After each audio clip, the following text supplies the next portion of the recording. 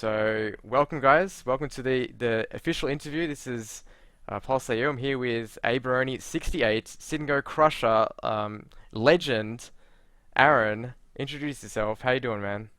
Doing great, thank you. Um, yeah, my name is Aaron. I play under the username Abarone68 at PokerStars. Been doing it for I think I made my account like almost 10 years ago now. Um, and yeah, like I just click buttons for a living. That's what I do. It's fun. So, It's did you most st days it's fun. did you start playing poker 10 years ago? Like, how did you start? How did you get into poker? Were you a boomer? Did you start playing after the 2004 uh, I think it was rush? around 2003, 2004. Um, I remember seeing the Chris Moneymaker World Series of Poker episodes and things like that, and I just played with my friends and a home game on like a Thursday night, and we played like an $8 buy-in. I don't know why it was $8, like 1 cent, 2 cent penny game, and we're all very competitive. And then it started getting a little bit heated. The game was originally just about fun in the beginning, and then we all wanted to win. And I actually did some research online because I felt like the internet was a good place to find information. Like that was when people actually didn't know that the internet was going to have stuff like that. Most people read poker books or talked to their friends about pretty much anything. But yeah, so I just read 2+2 and strategy forums and started putting money online, and thankfully it went really well. So you were on 2+2 back in like 2003. Is that what you're saying? I was on Card Player. Card Player used to have a forum, and they got rid of it, the magazine. And then when that forum shut down, I had moved to 2+2. I've had an account on there for a long time. I don't know how many years, but I'm sure my first couple posts on 2+2 are just very noobish things. Maybe it's like, does a flush beat a straight, or how good of a hand is King Jack? Just like really entry level type questions. Yeah. Um, but I haven't really gone back to read them because I don't want to look at them. So back in those days, like sit and goes were the main game. Like that's what everyone was playing because they were so easy and like everyone was grinding a bankroll. I remember Mhm. some of the high stakes cash game players started out playing sit and goes. Like, do you remember those times at all? Yeah, I remember it a little bit. I wasn't. I was playing on Poker Room, which was a softer site. At that time, all the poker sites were available to the US, and that was just the one I signed up with because I got a good rake back deal. And everything was it was a lot easier to win back then. Um, and sit and goes were great because you didn't have to really finish first to make money. You could get third or second, or if you played a larger tournament, you could get fourth or fifth or whatever. And so you could kind of sit there and fold, fold, fold, and then oh look, you have more money in your account. And when I first started playing poker, I wanted to play cash games, but I would never leave a table unless I was down. If I'm up money, I wanted to keep playing. And Wow, like, good and so sit and strategy. goes were, yeah, I know, right? I mean, why would I leave when I'm winning? And sit and goes were great because after I won or I lost, the tournament closed down. Like the table closes, it's over. And that kind of finality really was good for me. Um, and that's why I got into sit and goes. But yeah, I remember them being really easy. I mean, at the time, it wasn't easy. At the time, I thought like, oh, this is kind of hard, and there's variance, and I have to learn how to play this hand. But looking back on it now, it was a golden age of tournament poker and poker in general. Yep. And do you remember, um, like you said that you were starting to look at strategy sites, and do you remember the timeline of like when you learnt certain things and the early stages of grinding a bankroll and like when you were playing certain games? Like, do you remember when you were playing the $1 games, the $5 games, and grinding it out? Like, can you just I go through played, that history? yeah. So I when I deposited money online, I used my parents had got me this like credit card. I was like 16 years old, and they were freaking out about the idea of me putting money on the internet. Like that was a crazy thing back then. Um, but I told them I'd put $100 on or 50 or whatever it was, and if I lost it, I'd never ask them for to help me out with this again. And so I played the $5 games because I thought, oh, I mean, I have $100. I mean, that's 20 times the buy-in. That should be more than enough. And looking back on it now, that was definitely not enough. But again, it worked out. And I played the $5 games on Poker Room for a long time. I don't know the exact timeline. I'd say a year, maybe two, and I'd be playing 1 to 2 games at a time in my room. Like, and at times I'd start when it was light out, and I'd be playing. It was dark, and I didn't turn on any lights. I just sat there and played 2 games at a time. Um, and I got my bankroll up to like 10 grand before I Wow. even considered playing $10 games. I was like, no, those $10 regulars are too good. I'm gonna wait and just print this money here, and I want to build a sample. Like if I had a poker tombstone, it would say I want to build a sample. And I've been that way, like a little bit nitty about every game I've ever played. That I wanted to make sure I was beating it long term before I invested more money in it. Um, and then I played the $10 games and did well in those. Still didn't really want to take a shot at the $20 games because that's where the real good regs were, I thought. Um, and then I moved to Poker Stars a little bit after that, and they had $15 plus one games. So that was a really good compromise between 10 and 20s. And Yep. that was my main game as a professional for a few years. Yep. Those were the best games ever because the rake It on was 15 great. plus 1 was the best online. You couldn't get rake that low in Singos. So like players like you and Sip and Chris were grinding Mhm. those games for 3 years, just earning 15% and printing money. Um, Yeah, the rake to prize pool ratio was incredible, and there hasn't been a site that has even come close to that. Um, like most sites have it at like 9% or 10% at the lowest. And the less rake you pay as a professional poker player, that money goes right in your pocket. So yeah, that really helped out in building a bankroll. Um, but when they changed it, that made things a little bit harder. yeah. So I guess let's fast forward a little bit. We'll just go through a quick TLDR of your whole career up to now, and then we'll go back and like go more into detail about certain Okay. areas. So you're playing the 15s for a couple of years at Stars. Mhm. You're grinding out like really nice living, maybe like I'd say 20, $30 an hour, like just earning good Mhm. money. Um, what happens then? Like Black Friday, I assume, is the next part?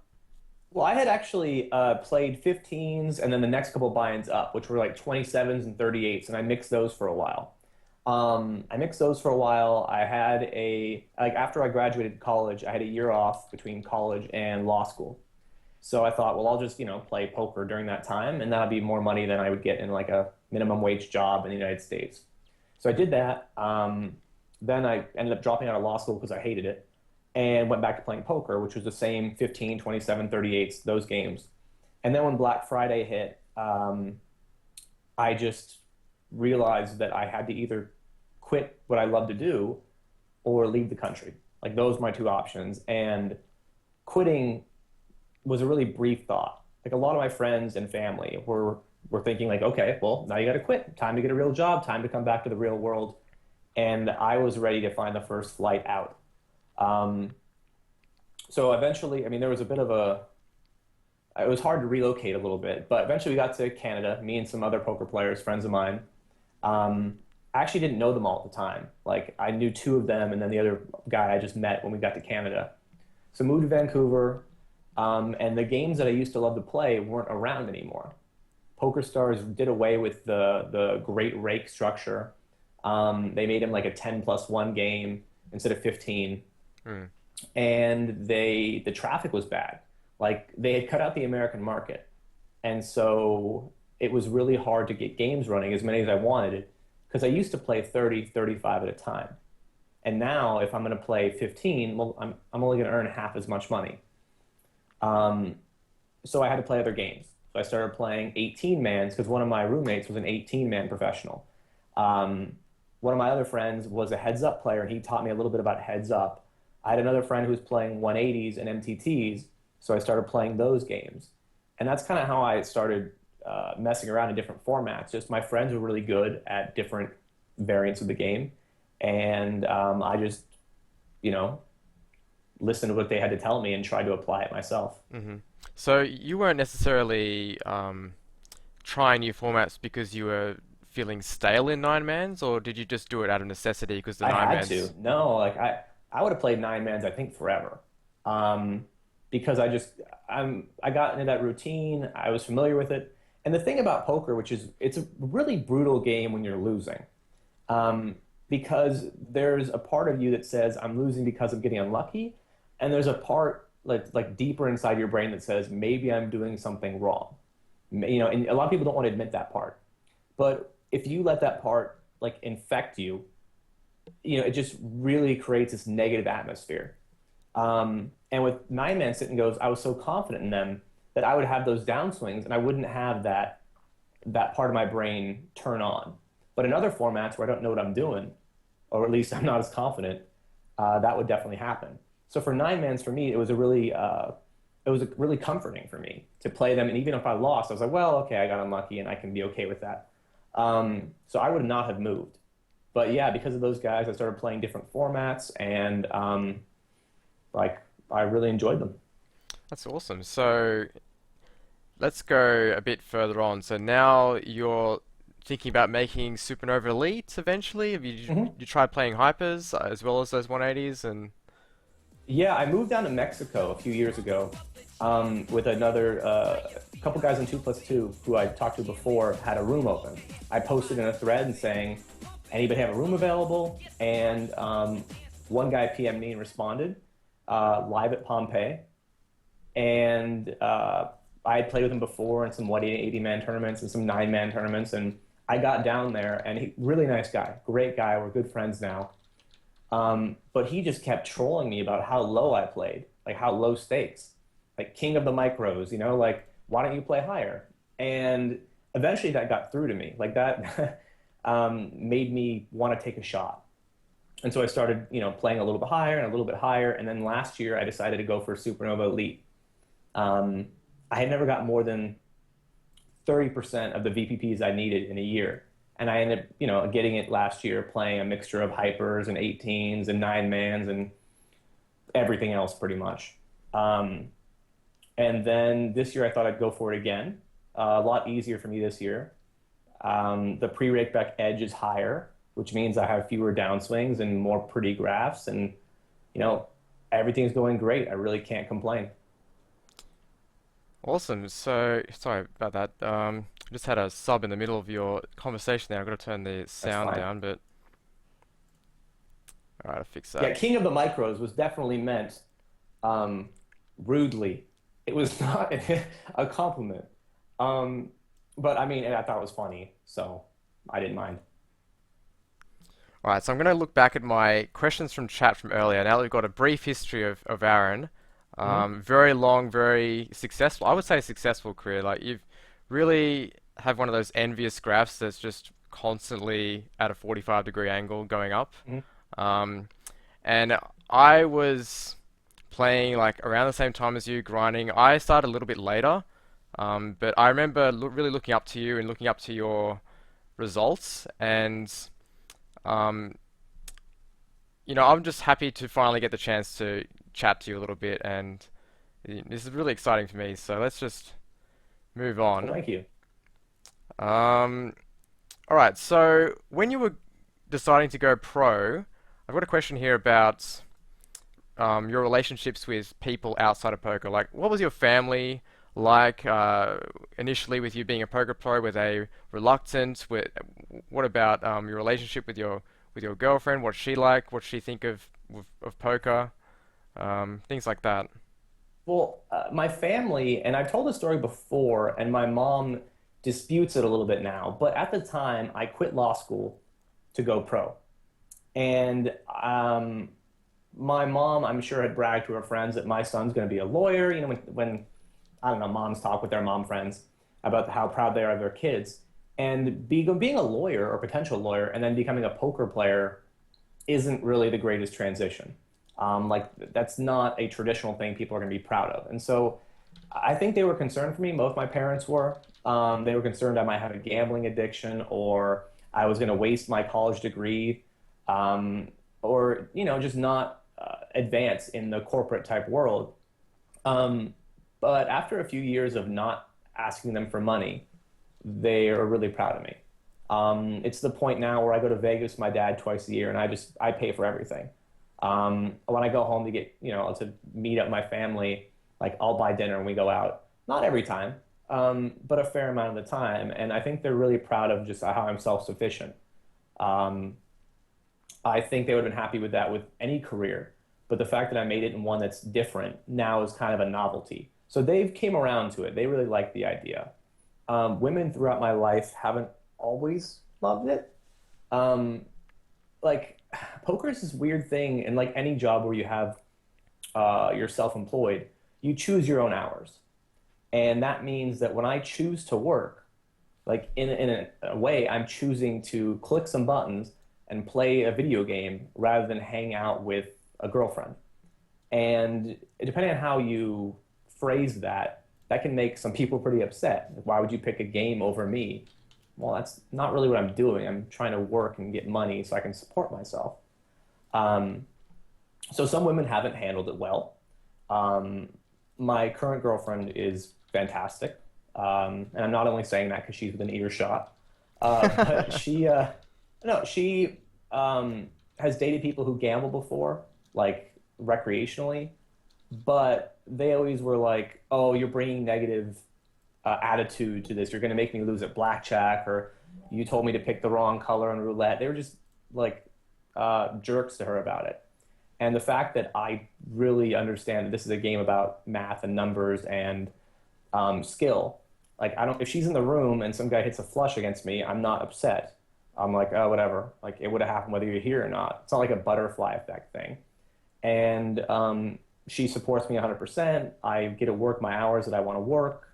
And very rarely am I ever pressed for, oh, you should hang out with me instead. So she's fantastic about that. And yeah, like the girls I dated in the past that weren't, I mean, it's part of the reason I don't date them anymore.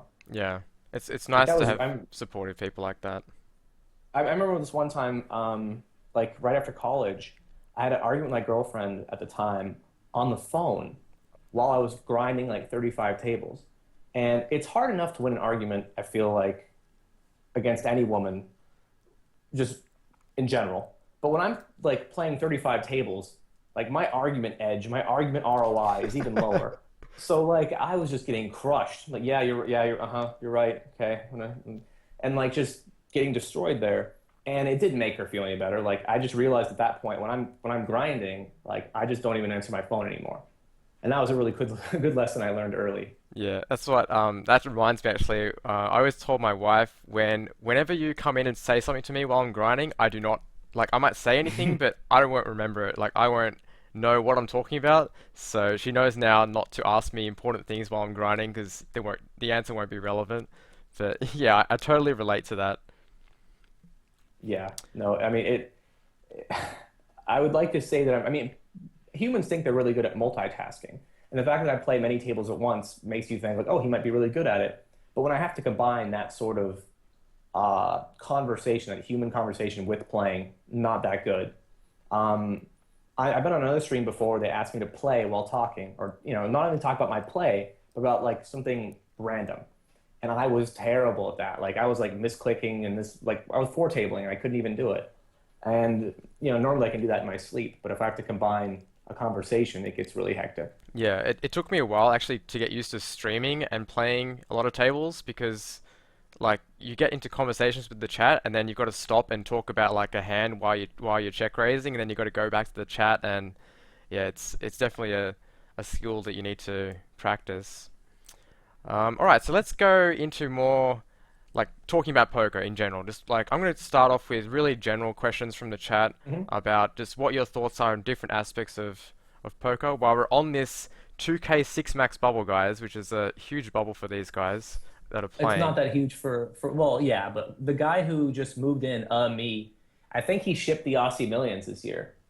So for him, He did, yes. 2K is probably like really, I mean, it's cool to have, but I kind of feel like the other two guys are going to sweat it a lot more than the guy who just shipped a million or whatever it was. Yeah. Let me just accept some more home game people. We've got the home game starting in around 40 minutes, guys. So we'll be playing that while we're doing the last half of the interview. Accepting some more people. Home games is the chat command if you don't know how to get in there. There's a $1 game and a play money game that Aaron and I will be playing with you. All right, so I've just got some questions here from the chat from Mhm. earlier. I'll read through them and I'll get through all of them, guys. Don't worry. They might be a bit jumbled, so we might talk about something and then review it later because I didn't really put them in order. So we'll just see.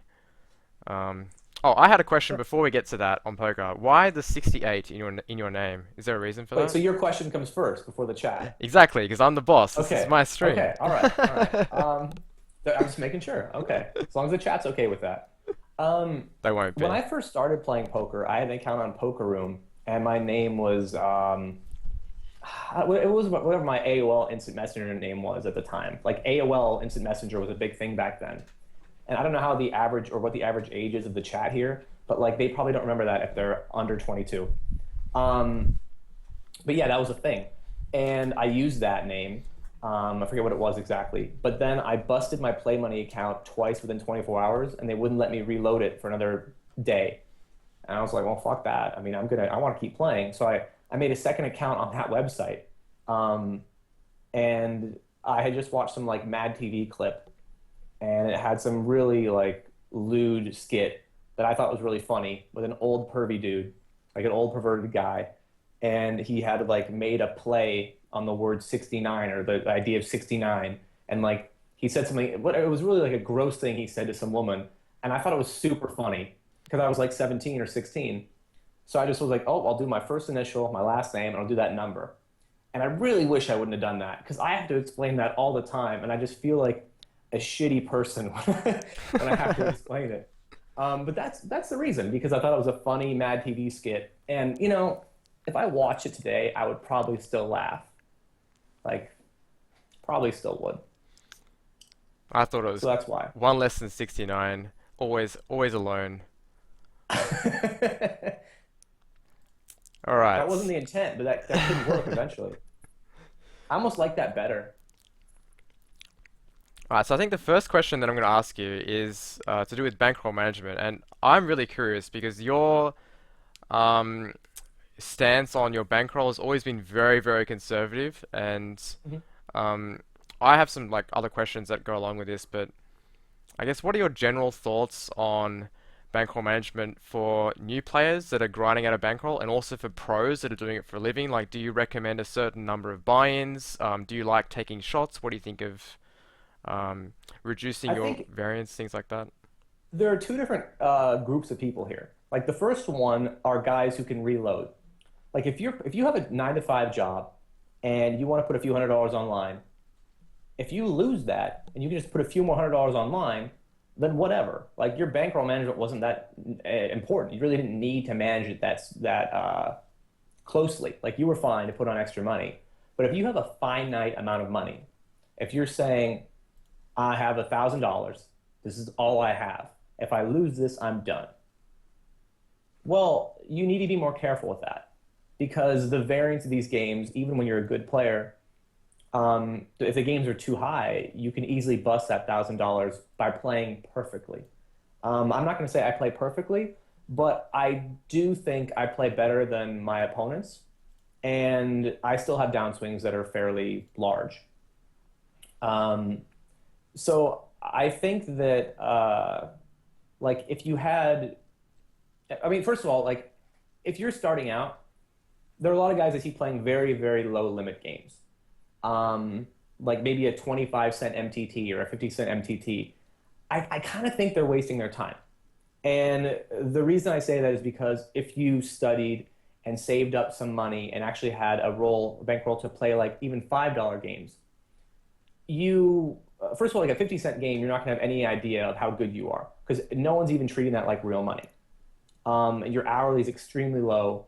And again, if you spent that time studying and trying to improve, I think you'd be a lot better and you'd be able to move up faster. Um, so like maybe in a $5 game, I think 100 buy-ins is probably fine. Yep. I used to be a lot nittier, but I think 100 buy-ins is fine if you think you can beat that level. You could like one of my friends is doing a bankroll challenge, and when he drops down to like I think it's like 50 buy-ins, he just drops his stakes down. So once you get maybe under 50, you could be a little more careful with that. But if you are a winning player at those games before rakeback, if you're winning just from the table profit alone, I think 100 binds should be fine. Yeah. And knowing what you know now about higher stakes, like they're not as scary as they were when you were playing 15s. Do you regret your decision to stay at the 15s for 3 years or 2 years? I mean, I think that if I had moved up, I'd probably have more money in my bank account. Like that's a thing. Like I'd probably have more money. But there's also that chance that I wouldn't have handled it well. Like I wouldn't have handled my first downswing well. I wouldn't have played as well. I wouldn't have learned as much. Like the path that I ended up going on, I'm fairly happy with. Like, yeah, could I have a few extra, I don't know, maybe a couple tens of $1,000s in my bank account more, maybe even more. Yeah, I could. But I don't really regret it. Like, I think that one thing about that trajectory I went on, I've experienced downswings of whatever buy-ins, like maybe 80 to 100 to 200. I'm kind of used to that. I don't know if I would have handled that well as like a 22-year-old if I had lost like 30 or 40 grand. I just don't think I could handle it well. Um, like I think part of it's just age and maturity. So I don't really regret it. Um, but I think a lot of guys do regret not playing higher when they could have when the games were softer. And even right now, people are like, "Oh, the games were easier last year. I wish I would have played last year." Like Mm. someone said it to me about the nine-man hyper games. Oh man, they were so soft a year ago. I wish I would have played them. Well, my response to that is you should play them now because if you think they were soft a year ago, they'll probably be harder next year. Like poker's people don't get dumber over time. Like people improve their skill level at whatever thing they're doing. If you look at any sport, people are better than they were well, now, better now than they were 5, 10 years ago or 30 years ago. So just put the work in now. The games will be harder probably a little bit in a year, and if you stay ahead of that curve, you'll be fine. Like I would focus more on that than like the past stuff. Yeah. All right. That's really interesting. That's good. What do you think about? Do you remember like your worst day as a pro and your best day? And do you remember like your? I'm sure you do. Your biggest winning day, your biggest losing day, things like that. Do those I milestones mean I anything to do you? now. I've been asked that question a lot, and it was kind of embarrassing when I was like a poker pro playing 15s. Because my best day was like plus 2 grand or 3 grand. And when like somebody knows you play poker for a living, they ask you how much you made in your best day, and you say 2 grand, they're gonna think you're an idiot. Like what are you doing with your life? Even gamblers who play like blackjack are gonna probably have a better day than 2K. Um, this year has been a banner year for me, so I actually have a new best day. Um, my best day is 26 grand. Wow, that's a good day. Is that just in Yeah, sin it was a great goes? day. It was actually from I hit a spin and go for 18. It was the 180K sit and go or spin and go, the 3,000 jacks jackpot, and I busted third. And third paid 18 grand, and then I made another 8K in other games that I had played that day. So that was a kind of bittersweet day because I wanted to get first place for 180,000.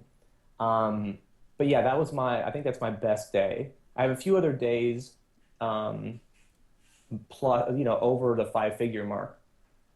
I think I'd say maybe 5 to 8 days like that. And my worst day ever is minus 6.5K.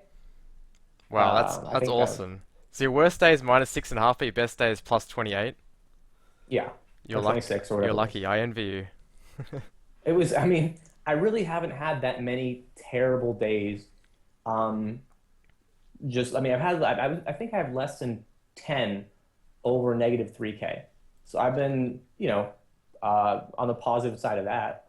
Um, but like I have a lot of pretty much every day I have these days is a four-figure day in either direction. Like just the swings are bigger because I'm playing higher buy-ins.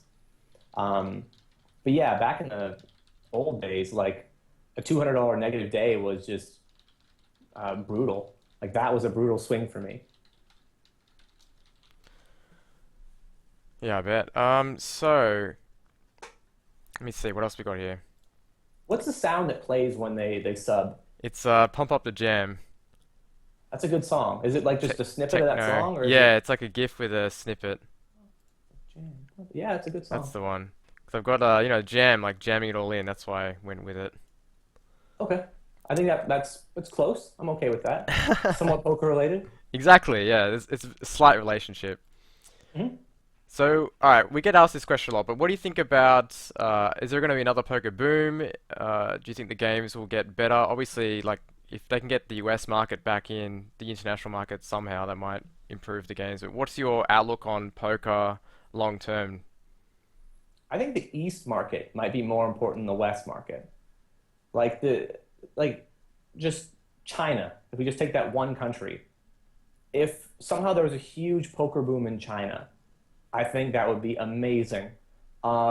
Obviously, America has been out of the loop for a while.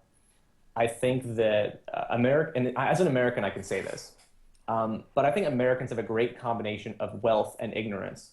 Like, there are a lot of disposable income and brash confidence about that. Like, they'll spend more, like a lot of their money at a casino or poker. Like with poker, if you're really confident in your game and you're bad, I mean, you're just going to give people money you play against for a while, you know? Mm, And a lot of people from, I mean, America was a rather affluent country. A lot of their citizens have disposable income. And when poker becomes legal again in that country, and it's a matter of time, really, online poker anyway, because there's just too much money in it for everyone. And I don't know politics that well. I don't really follow it because it just bores me to death, really. But if anything moves the needle in politics, it's money.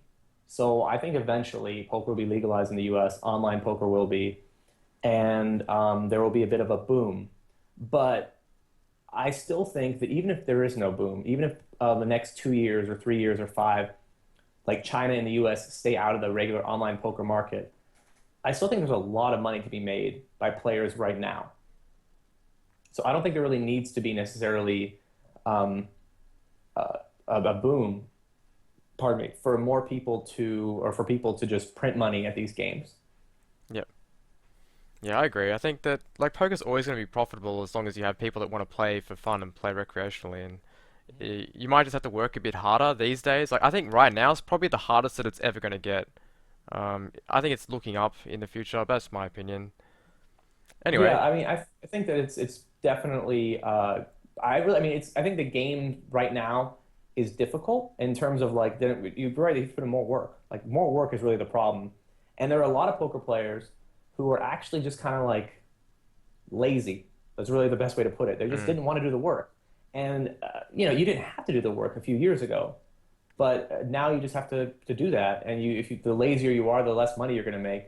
And that's a cool thing about having this as a job is that your results, basically your profits, are directly tied to how hard you work.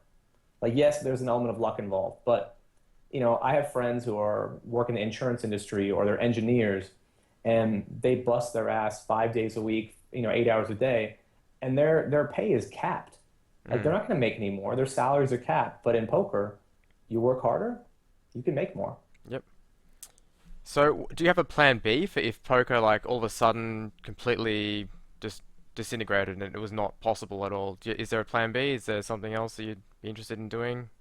Do I get to play live, or is there no poker whatsoever in the world? No, no live poker, no poker at all. Is there something Okay. else? Um, I have my college degree in communications and political science, so I can do something that makes me no money. Because that degree is pretty much worthless in the U.S. economy.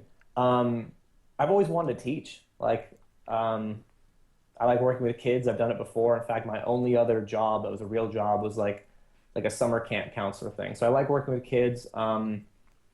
I think education is really important. So I could teach. Like one of the big barriers for teaching, for me anyway, when I was a kid or even a teen, was that teachers don't get paid anything in the United States. Mm, Like they are the most overworked, underappreciated profession.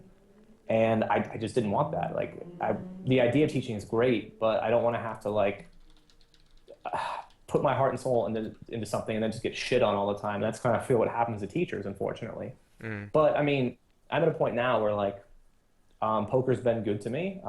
I'm definitely doing fine financially, and if I had to make less money in a job, but I really enjoyed that job, I would do it. yeah. So I guess that would be my backup at this point. I also have a lot of friends who work in like marketing type companies who can get me jobs based on the fact that I've done something different and outside the box for a few years. So you are marketable, I think, definitely, to employers. I hope so. Yeah. Yeah. All right. So what is your study routine like these days, and compared to what it was previously? More, are you studying more or less? What's your study look like for poker? My study used to be like for 9-man tournaments, it was all about push fold type ranges. Is this hand a profitable push? Is this hand a profitable call? And it was very much chart type studying. And now what I'm doing is I'm looking a lot more into spots where I could make more money than I'm making now. So I'll see a spot like that's profitable, and I'll think instead of being like, oh, yep, wash my hands of that, we're good, we're done. I'll think, well, how can I make more money there? And I'll do some really weird things at times. Like I don't I don't know if any of my opponents or anybody who's ever played against me is in the chat, but I've taken some really weird lines before that are just non-standard lines, and for the most part they're good, but sometimes they're bad. And I still do learn a lot from even the bad lines that I've taken before. So my studying is basically looking at those spots. I'll go through my Hold'em Manager software to see if situations I might be leaking money in. Maybe I'm not doing that well in, let's say, the small blind. Everybody loses money pretty much in the small blind because you're forced to put a bet out there, and the whole way you're playing out of position. Like there's never, even in small blind, you never have position. So even if I'm losing money there, my goal is how could I limit the damage? Mm. How can I stop the bleeding a little bit? And then I'll look at individual hands, occasionally with other players, but that's kind of rare. Just lines to take after the flop and things like that. So it's a lot different studying than I used to do. But I feel like it's much more in depth. Yep. And much more relevant, I guess, for the higher stakes Mhm. games where the edges are thinner. Oh, and yeah, and because guys, they used to be guys wouldn't adjust to you. Like it was easy, like, oh, you just play a certain way, and oh, this guy started calling too wide, well, I just won't shove as much. But now it's just ebb and flow. It's oh, some guy's adjusting back to me, I need to adjust back to him. It's just constant cat and mouse Yep. out of the better players anyway. And were there any aha moments? Like there's this one thing that it clicks and you get it. Was there anything that you can remember from your career that sticks out as like an aha moment for you in poker? Yeah, one of them was my heads up friend was just laughing at me about my small blind. I think it was like an 8 big blind, 10 big blind shove range.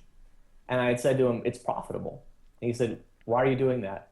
And I kept like the same response. It's profitable. It's a good play to make. It's going to make me money in the long term. And he had said something like if I had 10 big blinds and king queen, he had said to me that all I'm doing is making the better hands, like the better hands are going to call when I shove that in there, and the worse hands are going to fold. So all I'm doing is like pretty much reverse, it's like reverse implied type stuff. Like I'm not Mm. getting any value and I'm getting snapped off by better. Like how is even if that's profitable, a profitable play, because 92% of the hands are folding, like there has to be more money to be made in that spot. And for me, that was something that made me just think about like again, just because something's profitable doesn't mean it's optimal. Yep. Um, and that's the issue I have with a lot of like ICM type software is that guys will post a hand, they'll see that they made a profitable shove and they'll fist pump and move on to the next one. I'm like, that's not how you're going to get better. Yep. So I got a question That was a from big, the chat at the moment.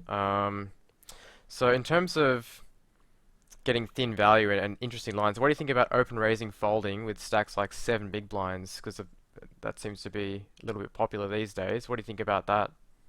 in a non-bubble type spot. Yeah, I guess I so. mean, Or just in general, is there any situation you can think of where like open raising with 8 big blinds and folding can be better than just taking like a Nash shove, maybe, for I example? mean, if you're playing against a guy who's really nitty, right? And I have a hand there like, I don't know, we'll give myself the bottom. We'll say deuce three off. If I'm playing against him and he's really nitty, and he's only going to shove back like a big pair or maybe ace king, ace queen, I guess I could raise fold a hand like deuce three off because yeah, I am going to have terrible equity against his reshove range, and it's better just to open it than to fold it. Mm. Um, I think seven big blinds is pretty short for raise folding with no bubble pressure, because at that point you're calling. If I make it two, I've got five big blinds behind, so I'm calling five into a pot of like what he's got his seven plus the three out there, so I'm getting 2-1. Yeah. So it's possible he could have a tight enough range. Um, some guys elect to do that with a hand like ace four because they'll feel like they're only getting shoved on by better hands that crush them. But if the big blind ever flats you, if the big blind ever shoves back a king 10 suited, then It's it'd be really a bad. mistake to raise fold it there. Yeah. So there can be, I guess. I wouldn't say never, but rarely, Yeah, it's probably better and to use only with that a with pretty like good read. 10 big blinds or 9 big blinds where the odds are much worse if you're getting reshoved on and yeah. Yeah, I think with a deeper stack, like there was a guy I used to play nine man um, sit and goes with who is a Stars pro now. His name is Pasano. Yeah. And he would have like a 9-8 big blind min raise fold range. And everyone thought he must be some huge fish. How could he raise fold there, putting in a third or a quarter of a stack? But what was happening is the only guys shoving back on him were shoving back like ace king and tens or jacks. So at that point, yeah, for sure he could fold. Um, but yeah, like his idea of doing that was revolutionary. But that's because everyone had a nitty range behind him, and that's not always true. Yeah. All right, that's awesome. So I want to hear about your thoughts on mental game and how do you handle the swings of sit and goes and do you have any rituals or things to help you out in your endeavors? Um, I mean, the only ritual that I think I have is I drink a lot of coffee. Um, that's the only thing that I have that I definitely do on a regular basis. Um, I rarely audibly tilt. I would say out of a couple hundred games a day, there's maybe two or three times where I'll curse or I'll do something like that. Um, just because like I've taken a lot of beats before, like it's gonna happen. Um, and I'm gonna give them too. Like I'm gonna put a brutal beat on someone else. Like it's gonna happen both ways. So I'm used to that. I mean, maybe if I have a few really high equity spots in a row and I lose all of them in a disgusting fashion, yeah, it's bad. I won't be happy with that. But a lot of guys that I coach have really poor mental games, and it's weird because they'll get in like ace king versus tens, right? And the board will run out king 9 4 3 2 10 or something like that, right? And they're like, oh, river, a brutal. I was a 95% favorite. But when they got that in, it was a coin flip. They were in a coin flip. They just hit their lucky card, and then the other guy hit the card in the end. You can't get obsessed with like the run out. I think a lot of guys get really mad with just random stuff like that. Oh, I've lost my 10th flip in a row. All right, but did you win 10 in a row yesterday, or did you get your fair share before? Like, the human brain really does focus on when when you're losing, and everyone gets really upset about that and kind of a woe is me victim mentality. I don't know. I just don't get that. Like, in fact, before I binked that spin for 18K, and a long time ago, I just told myself like, look, I'm not going to have any big scores ever. I'm just going to grind out small, consistent amounts of profit and support myself and like live my life. And I won't be one of those guys who binks anything. I won't be one of those guys who has a big score, whatever. That's just not going to be me. Mm. And I was okay with that. Like, but I wasn't going to sit around and just cry about it and just, oh, no, I still wanted to work in my game and get better. So, like, mental game stuff, like, for me, the biggest downers I've had haven't really been that big in terms of my, like, compared to a lot of my opponents and stuff like that and other guys who play as high as I play. Um, like, I think I had a stretch of, like, maybe it was like 13, 14K in a few days, which wasn't fun. Um, but as long as I felt I was playing good, I could get back in there because my bankroll was healthy enough to sustain a hit. Yeah. Um, and if I don't want to play that day, I just don't play. Like that's another thing where remember you choose your hours. So, if you don't really feel like playing, don't force yourself to. Just take a day off. Yeah. I used to do that, but then sometimes I would get into the downward spiral where I wouldn't play and then I'd be like, I won't play the next day and then it's like 2 weeks have gone by and I haven't played a game and I'm like, oh shit. Yeah. Yeah, you got to be careful about that too. But for me, I really enjoy playing. Like playing is fun. Like it's a hobby that makes me money that I like to do. Um, I have friends who are professionals who don't like to play. And for them, that's really tough. Like, yeah, I understand that they don't want to play anyway. But as Mm. for me, as long as it's fun and I enjoy the mental challenge of it, I mean, I'm gonna have some winning days. I'm gonna have some losing days. It's harder for me to like today. I lost 1,500, 2K, something like that, and it doesn't bother me in the slightest. Like whatever. But it bothers me if someone asks me like, "How was my day?" and I have to go, "Oh, I lost 2 grand," because then they want to like console me and buy me some, I don't know, some like get well soon cards or something like that. Like, and I'm fine. Um, so like I think for me, like losing money over time, like you asked my biggest losing day. When I first lost $40, that crushed my soul. But then the next day I lost 40, I didn't really didn't mind, Or when I lost 80 the day after that, that 40 was in the past. That was easy. Mm. So now I think unless I lose more than like 30, maybe 3K in a day, it's not going to really affect me that much. Yeah. So So it's just just lose more money, you'll get used to it. yeah, exactly, exactly. You heard it, guys. Just go and lose your money. All right. So I think we're just getting through the general questions now. Let me just double check that I've got everything. Oh, we had a question from the chat earlier from Alex. He said, "How do you play your sessions? Like, do you play in sets or do you play continuous?" Um, I play from 10 a.m. Pacific Standard Time to about 4:30 p.m. continuous. I have about a 6.5 hour session.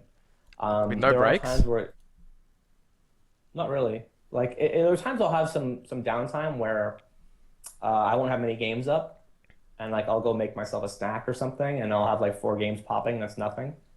Um, there are other times where I'll have a lot of games up, but yeah, pretty much no break, like 6 hours, and then I'll take a break. I'll go eat. I'll go to the gym. I'll do something, and then when I come back, I might play a little bit later that night. That's a grind.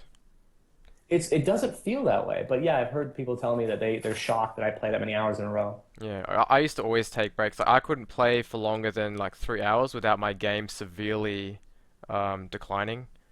Hmm? So, do you play any other games apart from poker? Outside of the games? Give me 1 second. Yeah, Sorry, I don't mean to. I'm hearing something beep. no 1 second. worries, no worries. What's up, guys? So I've been neglecting the chat. Hopefully it's not a fire alarm. So we're observing some 1K hypers if you haven't been Casual watching. stream. It's okay. Watch these ballers and the 1K hypers. Oh, sorry about that. It's alright. Everything good? No fire? No fire. Girlfriend's alarm is going off. She is starting her first day, her first nursing shift, and it begins at 7 p. Am I hearing it again? Okay, no, I'm going crazy. Okay, we're good. Yeah, everything's great. Great. Any The other question was, games? do I play any other games? Yeah. Um, I'll like play like iPad games, but nothing else. I used to play a bunch of video games. I Mhm. used to play Madden and all the sports games quite a bit. I really enjoyed like just like all those sports games and like building a franchise and making a team really strong for many decades. Even with like computer generated players, I love that. But I started calculating how much money I was not winning by playing those games over poker, and it made me kind of upset. Yeah. Where like, oh, I played 3 hours of Madden and I could have, if my hourly that year was $55 an hour, that's $165 I could have right now if I actually would have played. I'm Yeah. like, oh, okay. So that kind of disheartened me from actually playing. Um, like I'll still play video games from time to time, but I don't own any consoles right now for that reason, because if I did, I would play them. As discipline, I I don't know if I could do that. I Oh, mean, I did play Pokemon with my sister when I was a kid, but like that didn't really count. I mean, one of the guys just said Magic the Gathering in chat. Like the Pokemon card game I would play with my sister, but like that again was before like I played poker professionally. mm.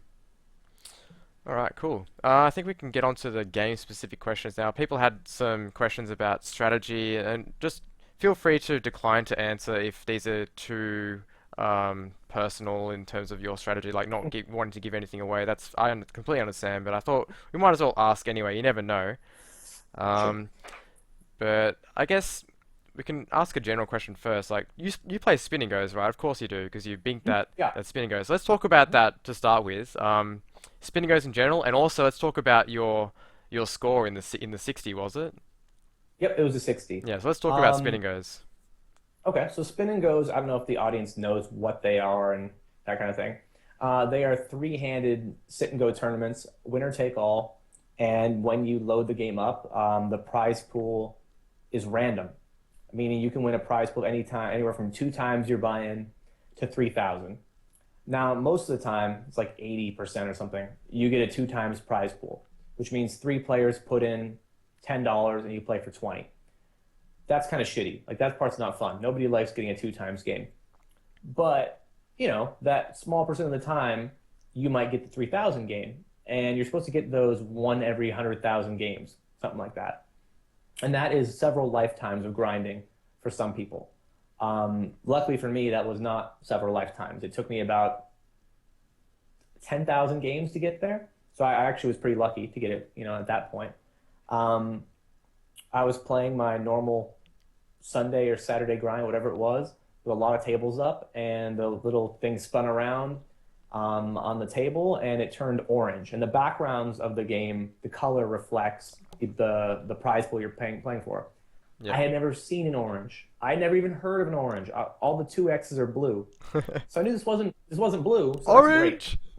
Yeah, and so I look at it. I have to open the lobby to see how much we're actually playing for, and we were playing for the 180,000. So that was pretty much a nice little rush. Yeah, Um, I was in a game with two really bad players, which was great. A lot of times you play with other regulars just because there are a lot of good players playing these games. yeah. Um, How many but I had tables were two you really playing at bad, this point? like 20. Wow, so you're 20 tabling and playing the 180k spin. Did you just Yeah. completely like give up the other tables and concentrate on the spin, or were you like still I trying felt to? like I had a good grasp on the other games. I felt fine. If I would have felt overwhelmed, I would have done that. Like I know one guy who binked it, who just closed other games. He was just like, "Fuck them. I'm closing them all. I'm not playing anything else." This is like, and he's punting a few $100s in equity, but that's really not nothing if that really helps your overall equity in that game. Mm, Um, so no, I felt fine. I felt like I had this. I felt like it was pretty good in terms of like my focus was there. I didn't need to eliminate the other games, so I just kept playing them still. I'm still playing like at the time like a $30 18 man while I'm playing this $180,000 tournament. that's trippy. Um, yeah, and it was going fairly well. I lost a big pot somewhat early. Um, I don't know the exact hand, but I know that I believe the guy called down with a gutter on a board of like ace queen three when I had ace queen. And oh, no, sorry, he had like 10-4 on that flop. It was like ace queen three, turn four, river deuce. And he called like flop and turn and then just had like 80 chips behind and moved it on the river. And I called him and he made a straight. So that was unfortunate. And then I got ace 10 all in against his ace three. And he just hit a three, I believe, on the turn.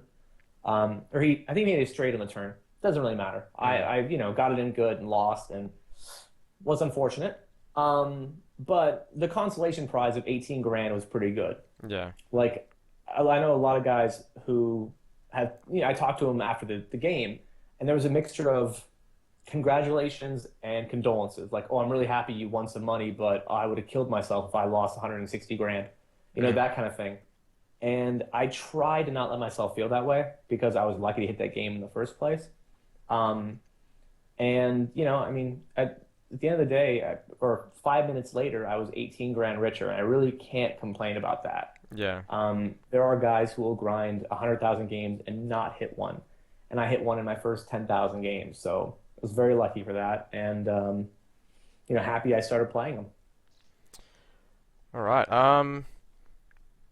So are there any regs you just hate playing against in general that you can think of off the top of your head?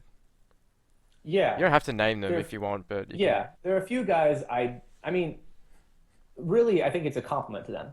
Like, Mm, it's not like oh, he's so lucky. Like, I think that's a really like amateur, like just a dumb mentality to have. Like, oh, this guy's too lucky for me to play against. It's not that. Like, if people think that, like, it's probably because they have a tiny sample or they're just getting owned by the dude, and nobody wants to ever admit that.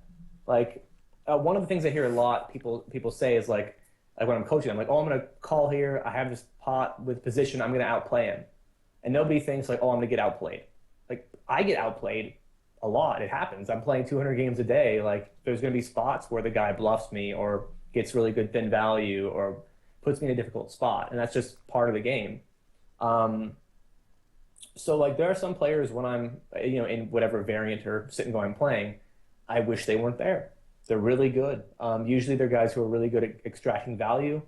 They're really tough to play against when I'm out of position. Um, they just are pretty good at poker is the bottom line. And when you're out of position against a good player, it's brutal. Like it's really hard. Yeah. Um, and at some point you're just like, well, I have to go off tendencies here, and oh, okay, he actually owns me. All right, fine. Um, so yeah, there are a few players I can think of who definitely fit that mold. Yep. And what's your do you have a strategy on game selecting? I know that you open sit a lot of the high stakes turbo nine mans, but do you open sit any turbos? What's your general strategy on game selection? Um, for a while, I was game selecting two game types, and that was like I was looking at 18 mans, like 18 mans. I was trying to game select them, and then $30 nine max hypers. And the reason I was game selecting only $30 games was because if I'm going to play a tough game, I'd rather have it be a 60 or a 100 or a 200. Like if I'm going to play that, fine. I get more rake back. It's the same lineup, great. But if I'm playing a 30 of that level, like why am I putting myself through that swing? Like through like the why am I playing a tough lineup for a small edge? For like I mean even if I'm getting a 2% edge at a 30, 60 cents. Like I'd rather have the peace of mind and just not even play it. Um, so I would game select for that, and then for 18 mans when I was trying to learn them. Um, and at this point now, I open sit everything, like everything that I play. Meaning like every nine man type, turbo, reg speed, hyper. I'm open sitting, and the reason I open sit is I feel like I'm the best player in those player pools. And that sounds really braggy and douchey, but like I think my results back that up. Um, and like in the 18s, I don't feel as confident, so I'm a little more careful about games that I'll play in. And when I play 50-50s, I don't know what I'm doing. Like I'm playing them based on what I think is right, but my study time in 50-50s has been very minimal. So I'll be very careful about what game I'm selecting in that point. But the games I feel I'm the best at, I just will open sit and let the games fill around me. Yeah, we hate 50-50s on this stream. I hate them. They're terrible games. I think they're interesting. I think they're really interesting game type. I think they have no application whatsoever outside of their own little personal realm. So if people ask me like what's the worst game type to learn, it's a 50-50. Because you're never gonna be like, oh, I was a really good 50-50 player, and then I decided to crush heads up. Like those are gonna be like so different. It's almost like, oh, I played Hold'em, and now I'm a stud high-low pro. Like they're just completely different. Why do you hate them? Did you run bad at them? No, I just figured like I just don't like the strategy, the style of the games, how they're extremely tight and like that's the correct way to play them, but I like just more action. Yeah, I mean, I think the 50-50s are an upgrade over the double or nothings. Oh yeah, I agree, definitely, yeah, definitely they are, but it's like the double or nothing's evil cousin, they're still evil, so Yeah, I would I don't agree they're play still them. equal. I don't play them. Um, I think they're, for me, I just find different game types like that kind of fascinating. Like, how would I go about beating that game if I had to? There's one guy who just crushes them, and he's been crushing them, I think, this year. I don't know if he did the year before. But most of the guys just, they're big swings, they're very thin edges. And yeah, the idea of folding for an hour seems not fun to me. Like, that just doesn't seem fun. Yeah. The game that I'm really into these days is the knockout. Like, I don't know if you've played nine-man knockouts. You probably Mhm. haven't because they don't really load above 15s. But I nine-man think this year knockouts are I've played incredible. I can take a look actually and see how many I've played this year of the nine-man knockouts. I have them in Hold'em Manager. Um, let's see, not many, but it looks like I played 50 of the hundreds and 300 of the 60s. So I played a handful of them. Yeah, I love them because like they're just so intricate with the bounties and they're definitely unsolved and there's so many like just tricky spots with bounty equity that and there's a lot of future game that you have to think about because like your stack constantly changing. Like you can gain bounty equity over your opponents, and you can lose it and Mhm. lose future bounty equity. So it's just like I had a really good knockout nine-man player on stream earlier, and he was talking about all the knockout strategies, and it was just fascinating to. Who Um, was it? it was player SVK. He plays low Oh, okay, stakes. yeah, You know him? yeah. Yeah, I play with him quite a bit. yeah. He's I a mean, yeah. fantastic knockout player. Mhm. Anyway, yeah. So Definitely. I like the knockouts, but Yeah, I think they're fun. I don't know if you played any knockout MTTs, but they have some. Well, some of my biggest scores have came in the progressive super knockout, the 109, where when you knock someone out in the beginning, you get half their bounty, and then half the bounty is added to you. yep, So later in the tournament, like the final table, in the beginning the bounties are $50 each. At the final table, you knock a guy out, you can make like 4 grand off one knockout. So at that point, you knock someone out, and you're like, well, I have to call his all in now. I'm getting like, who cares what how bad my hand is? His knockout's so big, his bounty is so big. yeah, exactly. Yeah, the progressive knockout. Actually, the low stakes 180 man progressive knockouts, the $5 and $11 games, they're very, Mhm. very good to grind. Um, yeah. All right, let's check out some more questions from earlier. I'm sorry, guys, if I'm missing your questions in chat. I don't mean to. Just really trying to make a good interview with Aaron here. But if you want, you can keep asking me again, and I might catch it. The home games are starting, so myself and Aaron Mhm. are playing. Good luck to everyone. There's a $1 game and a play money game. If you register now, you might just catch it. There's 10 minutes of late registration. I'm not going to show it on stream because there's no delay and you guys are going to snipe. Well, I'm at your table, so if you want to show it, that's fine. They'll see my hand and then they'll exploit me. I am the they, so yeah, of course. No, not you, the chat. Well, I can see it too. I'm at your actual table. Yeah, you So guys you want to. show your game. No, no one's trying. You're trolling me. No, we're gonna rail this 1K. So we're just playing home games on the side, guys. If you want to chill out with us for a while. All right. Question from Condor. What do you listen to while playing? Do you listen to music or do you not like that while grinding? I actually love listening to music. I feel like it keeps me sane. Like the days where I have, I think if I somehow measured how much fun I had in the day, um, like obviously profit is going to be a big indicator, right? Like, and the more money I made, probably the more fun I had. But I think whether or not I listen to music is a huge thing. So I'll normally like have a bunch of songs I wanted to listen to from YouTube just randomly into a playlist and just play it the whole way through. Or like I'll play music through my phone. Um, and it really, really helps me deal with either tilting or like if I'm frustrated about something, like music can really help that. And what kind of So music are you listening to while grinding? Is it like upbeat to keep the tempo up, or is it like chilled music to control your tilt? it's a mixture of like rap, pop, EDM, and country. So it's really has, I mean, Everything. a lot of, yeah, really a lot of different stuff on there. That's it. Um, like I really do like all types of music for the most part. It just depends on my mood for that day. And All right. So I know you said earlier that you didn't like playing while chatting, but these are $1 games. Like you this don't is really, fine. we don't really care. Just kidding, chat. We care. We're gonna win this. It's me and Aaron heads up on both games. You guys don't have a chance. I'm Um, definitely gonna try to win. yeah. All right. So let's check out these other questions. Would you play higher stakes if they were available? Like, would you play a 10K nine man in your bankroll if it was available? Uh, I probably I'd have to look at the lineup to be honest. Mm. Like, Would you get backing for it I, and play it?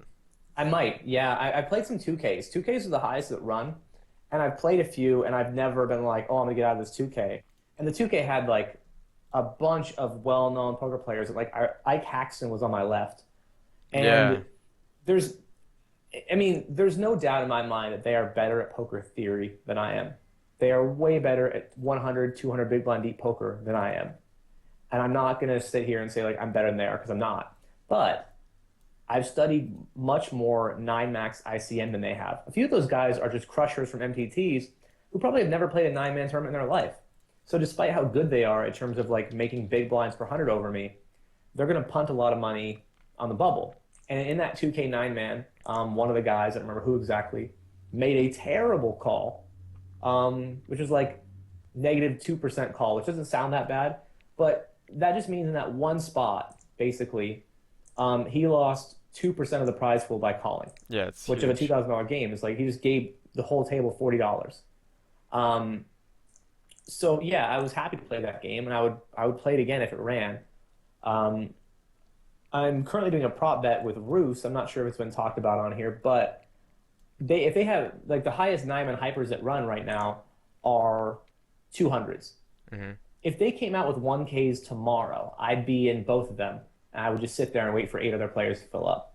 So I think anything under like 2K, I would pretty much snap play, not even consider. But 10K, I'd have to put some bankroll considerations into effect because like I don't have enough online to deal with the swings of like losing a few 10K games. That'd be Mm. pretty brutal. So while we're on the topic of the prop bets, so let's just talk a bit about prop bets. How many prop bets have you been in the past? Like, do you remember some memorable ones? I know you're in one now, so maybe we can talk about that one too with Roosman and the Nine Man Hypers. What do you think about prop bets in general? I mean, for me, they're fun. Like, I just do things that I think are kind of fun. And if people want to bet on it, great. Like, with friends, we'll bet on a lot of random stuff. It's not super degen. It's not like what's the color of the person's shirt who walks in next. Like, I know guys who do that. And I just think at that point, it's kind of bordering on gambling addiction. But fun stuff. I'll do a lot of just random like bets with friends here about things. But as for poker prop bets, I've done a few like small ones with friends. Nothing really 2+2 worthy. Yeah, Um, nothing like this is the quads. first one I've, yeah, not like quads. I wanted to do something like quads before, maybe it was before he did it, or it might have been after, where it was like hours played, and people were like, "Oh, that's too easy." I don't remember what it was exactly, but I had a prop out idea out there, and it just got. I think I put it in BBV, and they just like shit all over it. So I was like, oh, "Okay, I won't do this." Um, but currently, the prop I have started because in L.A. Roosman's thread, he had wrote that he felt he was the best at nine max hypers, and he would put up to $1,000 on it. Oh, Um, it's and on. like, yeah, like I can't. I mean, I think I'm the best at that, and I can't let that go if I'm going to say that, or if I'm going to say that, like, I can't just let him say it. I can't let him get away with posting that. So I was like, all right, if you want to bet up to 1,000, I'll bet you 1,000, and I would have bet more. We did it on a 1 month thing. So for this month of August, whoever makes the most money in nine max hypers, $30 or better, wins the bet and wins the $1,000 from the other guy. Um, I was trying to take more side action. Like I would have, if people wanted to come in there and bet more on me or basically bet against me, I would have booked a lot of it. Like I don't know what my cap would have been. Probably like 25 grand would have been my cap because I really don't want to. I mean, there's still variance in a 1 month sample. Um, But unfortunately, guys came in there and they posted that they wanted to bet on me, and they offered really good odds. One guy came in there and offered 5 grand to someone else's 3 grand if they bet on Roos. So nobody would give me action at 1-to-1 anymore, and I would just had to sit there with my measly 1,000. But it does go to show, I think, that like people expected me to win because they felt that I was the better player. Um, for the month so far, I believe he's at 4,500 profit, and I'm at 33, Oh, it's something like close. that. It's close. I was down a lot in the beginning, um, but it's funny that I was struggling in those in the beginning, and not like because I was playing bad or because I was worried about just natural variance of a game where people have a low edge, and Mm. you're going to have swings in either direction. And unfortunately, his went in the right direction, mine went in the wrong one. But even when those games weren't going well, like I'm having my pretty much my best month to date. Um, so I really can't complain about that. You know what I Yeah. mean? Like, okay, yeah, this one format I'm doing poorly in, but all the other ones I'm doing great. So on the topic of, I guess, good months. I mean, I know your good month earlier was because of that bink in the spin and go. Do you ever play MTTs and look for another big score like that? Is that something I that do. you? I play. It depends on my mood that day, but I normally play between 2 and 8 MTTs a day. So it's really not that big of a sample. I think I've played maybe 1,000 this year. So again, like there are points where I'm not playing them for a while, and then points where I start playing a little more of them. Um, like MTTs are just like for the I feel like they're soul crushing. I feel like when I play them, if I don't ship them, I'm going to be upset. And when I'm playing in a 3,000 person field, I'm normally not going to ship them. Um, so like I don't. A lot of times I want to make sure I have enough time to play them, because if I have only 3 hours, I really can't play, um, a reg speed MTT or something like that. So yeah, I do like playing them. I've had some big scores in the 109 progressive super knockouts. I shipped one of them. I got a fourth and I think a fifth. Um, and those were all like between 4K and 15 or 16K. Like they're fun when you win. Just sometimes they're not so fun. I mean, like I've final table bubbled a ton of games like that. I've actual like direct bubbled them. Um, they for me are the form of poker that still I still get that like butterfly type feeling for. Mm. Like, I really don't have that. I mean, in spins, obviously there's a big spin, sure, but in the regular ones, like, I want a 2x, I want a 4x, whatever.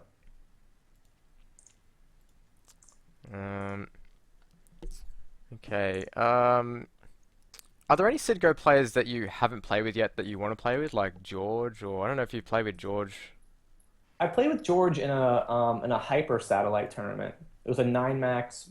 I think winner goes to the it's like a Thursday thrill ticket or something. Mm. So I played with that, but like I don't know. I'm kind of over the fanboy part of me is kind of it's kind of died, Yeah. and it's not because like I'm some big name now. Like I'm definitely not. It's just that I've met a few of the poker players, and they're just normal guys who happen to be good at poker. Like whatever. Some of them are nicer than others. Some of them seem like really nice guys. Some of them, eh. Um, but yeah, like for me, like the idea of like playing with them, I don't know, the novelty's kind of gone. I have friends who ask me like, "Oh, who's the cool, biggest poker player you've ever played with?" And I'll tell them, and they think it's really neat.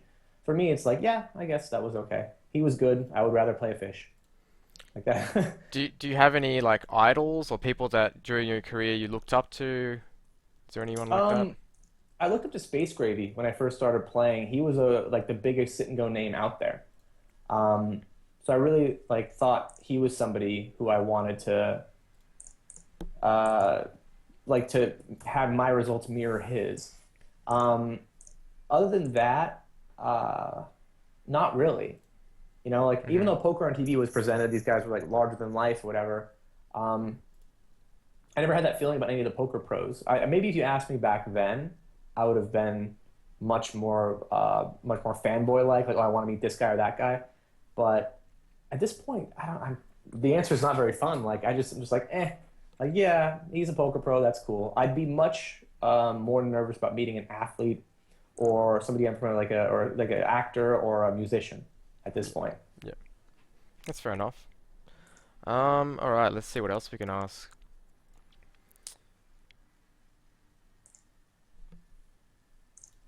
Just going through the chat, guys. Give me a second. Sure. Oh, what ICM program do you use? That's an easy one. I use Icemizer. Hmm. A lot of I used to use Sit and Go Whiz, and like at some point there became better programs out there that basically more accurately like, can predict like future equity and things like that. A lot of guys use Hold'em Resources Calculator, which is also really good. I really think that a lot of like those two depend a little on your preference and what you're using it for, like how intricate you're going into it. Um, ICMizer can handle like 99% of the things I want it to do. And if randomly I want something different, I can just message my friend to run it for me and hold them resources. Because I think of the two, HRC is probably the better program, but I've just got a familiarity with ICMizer and I really don't need to use HRC that often. Yep, fair enough. Cool. Yeah, I use HLC, but that's just preference because I've used it for like 3 years. Mhm. I Uh, think it is much better at modeling like really intricate, difficult spots. mm. But in the end of the day, all the programs are not perfect, and you have to use your judgment, best judgment. Correct. They're never going to give you a perfect answer. All right, just some other general questions about your strategy. Here's a really general one. What's your go-to strategy in the middle stages when you have like 15 to 20 big blinds, are you raising a lot? Are you being tight and waiting for that 10 big blinds? What's your general strategy in I that think I spot? used to wait for the 10. I used to be like, all right, let's wait there till we get to that shove fold, and I'm gonna own these guys. Once we get to that shove fold, they'll not see it. They won't see it coming.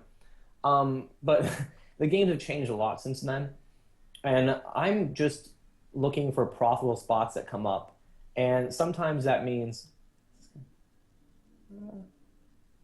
just looking at this one spot in our game, probably gonna fold. Sometimes that means being really aggressive, and sometimes that means really being tight.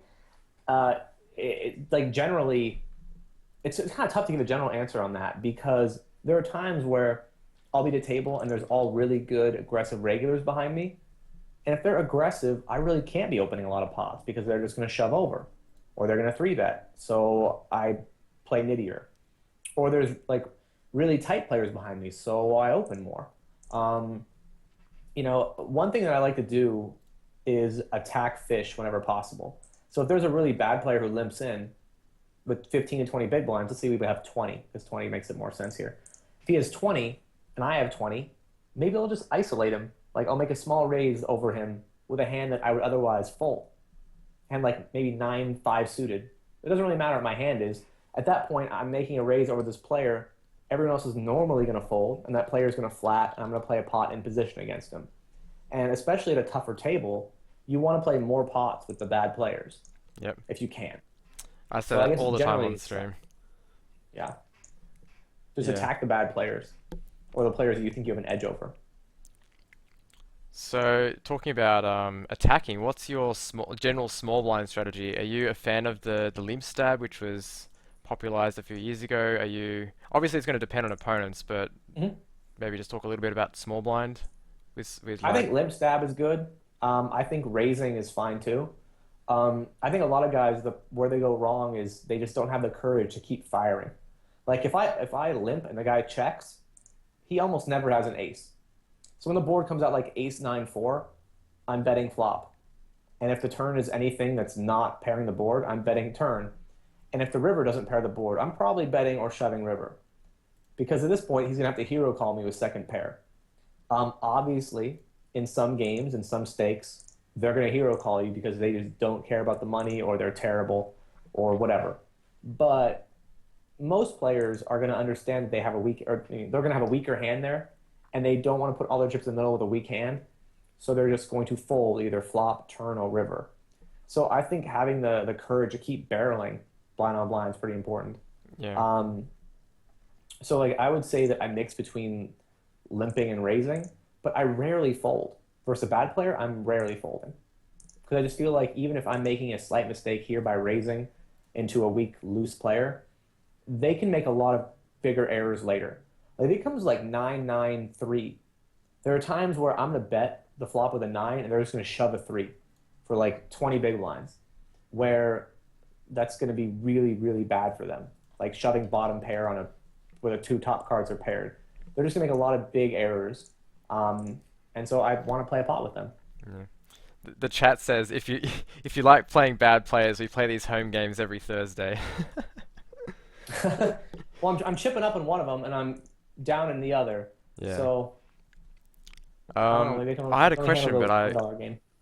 I had a question, but I just forgot about it. Oh yeah, I was gonna say about barrel. You were talking about barreling when you limp small blind. I think that's actually a big mistake that a lot of like mid stakes regs make. Is that they know how to two barrel, but they're very reluctant to pull the like to fire that Hmm. third barrel, even though they know that they should. They often just um, knit out and don't fire the third barrel, and then they end up losing a lot more money because they're playing a spot which is very, very profitable if they can pull that third trigger, but if they don't do it, they end up losing more money because they're giving more Yeah. money away on the flop and the turn. So I think that's a common mistake for mid stakes regs, not having the balls to go all the way when they know that they Oh have yeah. to. I would agree with that. I think it's tough for guys to pull the trigger there. It's really tough. And it gets easier after you pull it a bunch. And even when you get called, it's like, oh well, I mean, okay. Like I always look at, and this is kind of a weird thing to do, but I look at what I get called by. Like I'm just thinking to myself, like, okay, what did he call me with? Oh, he rivered two pair. Okay, great. Um, But when he calls like bottom pair, I'm like, okay, if this guy was anywhere like if he's not, I mean, maybe I misread him as a player. Maybe he's just a really loose player, and I shouldn't have barreled into him. But as long as your read's good on that guy, um, like that third barrel is actually more profitable in the first or the second, generally. If your read is right and the board runs out well for you. Yep. All right. Questions, Oh, I used to questions. never bluff too. That was a cool thing about nine mans in 2007. You never had to bluff. You just wait Yeah. till you had a hand, then they'll pay you. And it was so bad where like guys were posting hand histories on 2+2 where like they'd flat a regs raise with like preflop with queens, and it would come like Jack 10-4, and they would just fold to a C bet because he would never bet worse than queens here. Mm. Like guys were so nitty that you could just run over them. And so now like you have to bluff. I remember those games. Mhm. Um, okay. All right, here's a good question. What is the most amount of VPPs you've made in one day? Do you know that? I think it's like 7,300. Um, Okay. I think it's something like that. I know it's more than 6,500 because I made that this month. I don't know the exact amount. I know last year when I was elite chasing, um, I definitely had some really big days. Recently, I've been getting like 6,000, like 5,500 a day. So maybe when the games get a little bit reggier in the next couple of months, when people are still chasing VIP milestones, that I'll break 7,300. You gotta break that 10K. I can hold that title over Aaron, guys. I have a 10K VPP days, so I don't think I have one of those. there you go. I can Confirmed. try. I just Confirmed. need to play like, was it like 300, $100 spins? Sure. It's possible. Hmm. Definitely possible. Um, all right. What's your thoughts about limping early position in general, a balanced range? I know uh, a couple of guys have been talking to me about it in high stakes. I've seen a few players do it, like open limping aces and then also open limping like Jack 10 suited under the gun. What's Hmm. your thought about that kind of strategy? I think a lot of guys butcher post flop. Even the guys who have a great limp range, if they're butchering it post, it's not going to matter. Like, if let's say a guy limps and I make it 2.5 over his limp, if he's always flatting the Broadway suited connectors and he's shoving over the trap hands, then I'm pretty much going to like crush him in that spot. Because all that's happening is that I now get to play a pot in position against what I believe is a capped range, and he gets to shove in all the nutty hands. So I get to just, if I have a hand like 8-9 suited, I'm just going to fold.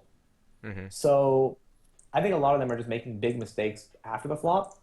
Um, I think there's definitely some merit to it. Like it can work against the right players. Um, I don't think it's an amazing thing. Like I think a lot of guys are actually going to lose more money in that spot than they would have anyway. They'd be better off just opening because Yeah. people are going to respect your open range. When you're deep though, like I think it's fine. I think it's fine deeper. I think a lot of guys don't play enough pots at 10, 20, 15, 30 anyway. So at those early levels, I don't have a problem with it.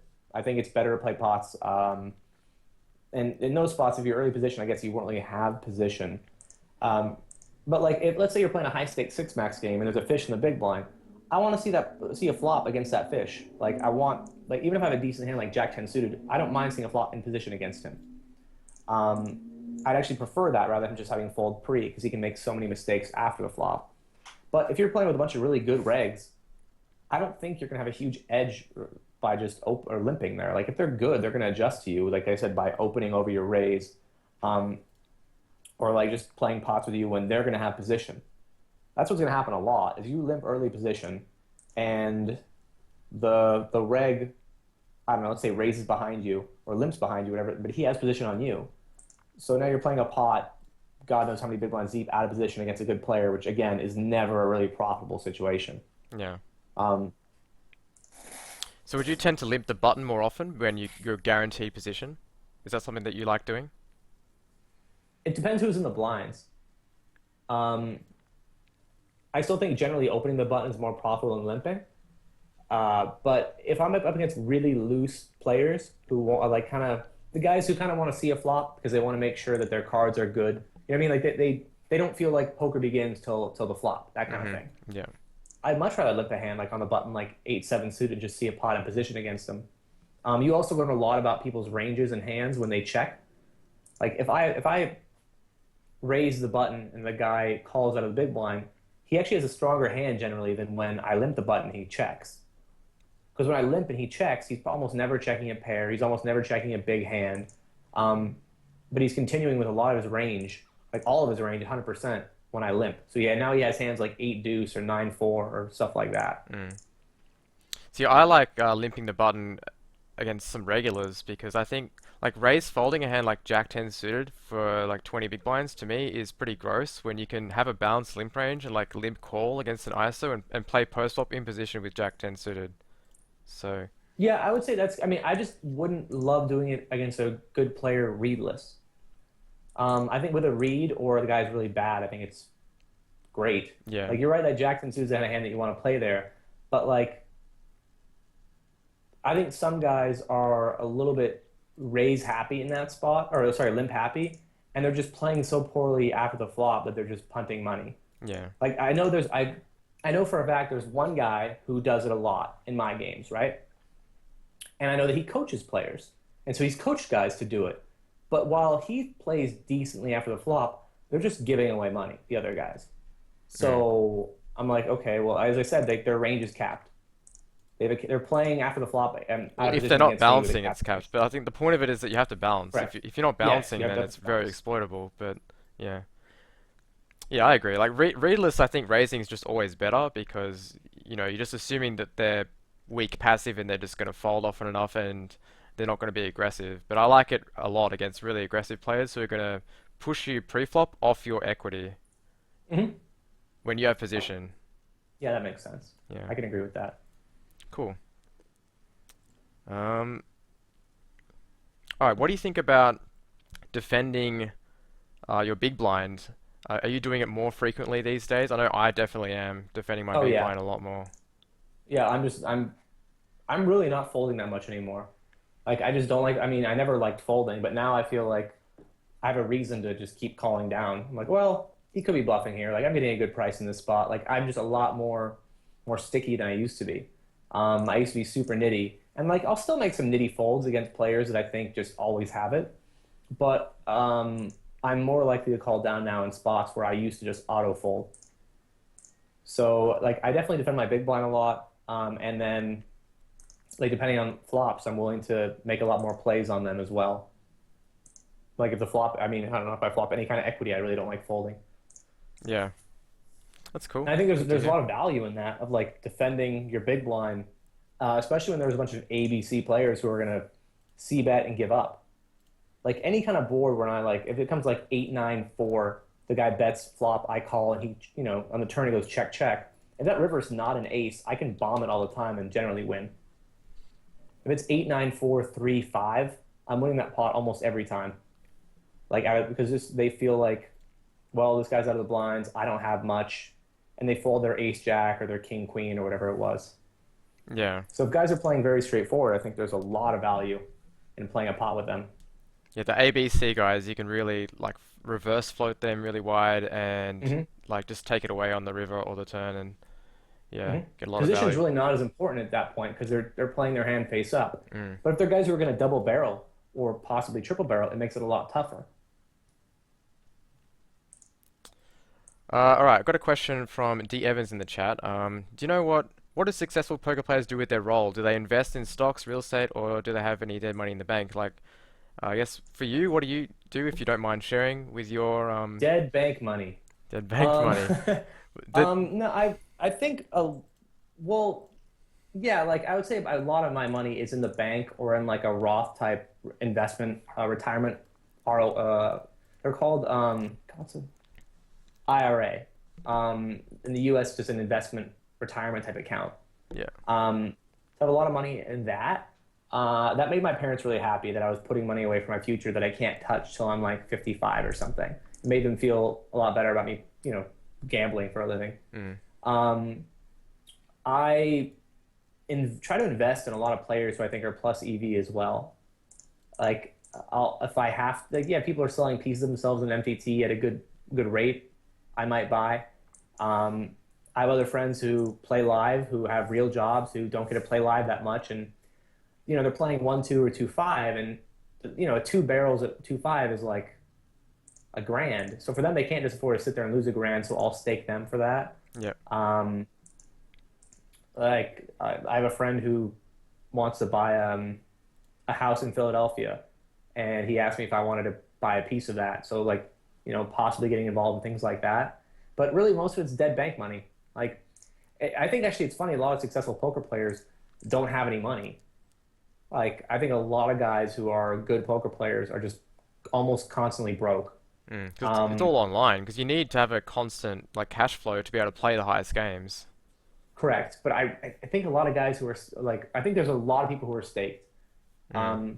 who are successful poker players who are staked because it's not because they're bad at poker. It's just because they're bad with money. And it's not, again, it's not a poker thing. It's just like, it's a young kid thing. A lot of young people play poker. And if I was 20, or we'll say 21, it's a legal drinking age in the US. If I was 21 and had the finance I have right now, I probably would have done a lot more dumb shit.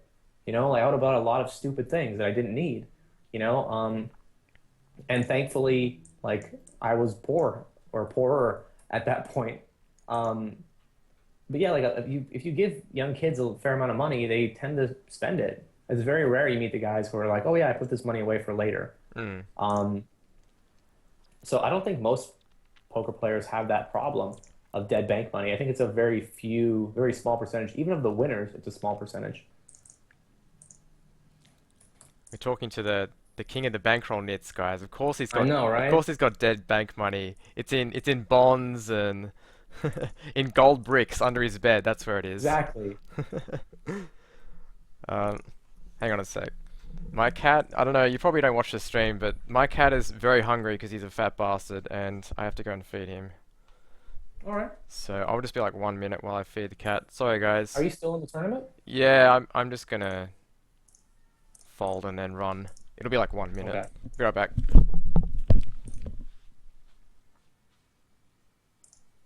Nothing wrong with dumb shit. Um, there's something wrong with it. I mean, it's not always the best thing to waste your money on. Well, maybe it's not a waste, it's a learning experience. And maybe you're right. Um, who is the best six max hyper reg? I have no clue. I actually don't play those at all CJ because Bridle won. okay, all right, boom. No, We're definitely, done. We're definitely here. not, definitely not. Alright, I'm back, sorry. No problem. I was just gonna handle The the chat, chat yeah, and you're do taking something else. over. That's fine. Go for it. Um, alright, it's probably been a while since you played these low stakes, but I got a question from the chat from earlier. Do you think it's more profitable to play turbos or hypers at around like a $10 buy-in in terms of like combining ROI and possible games per hour? Because I think Oh that, yeah, for games per hour for sure, because you're not gonna get as many um, like playing just one format anymore. I think it's really tough to play one format these days and make a lot of money from it. We get enough tables anyway. mm, So I would definitely combine those two. I think that people have this idea that turbos and hypers are so different, and if you play one, you can't play the other. It's really just stack sizes. Like the ICM is going to be the same in a nine-man turbo and a nine-man hyper. It's just can you play, 20 big blinds deep? In a hyper, you start 25. And a turbo, obviously, there's those first couple levels where you're, 75 big blinds deep. But, very quickly it gets down to 20, 25. So, yeah, I think you could definitely mix those in and should. we can go back to the spin and goes. Do you feel like spin and goes the next big thing to grind from Okajarans? What do you think about that question? I think they're very popular among recreational players.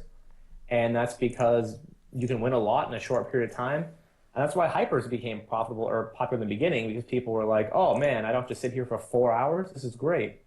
Um, so yeah, I think they're pretty big. I mean, obviously, there's a lot of bad players who are now playing them.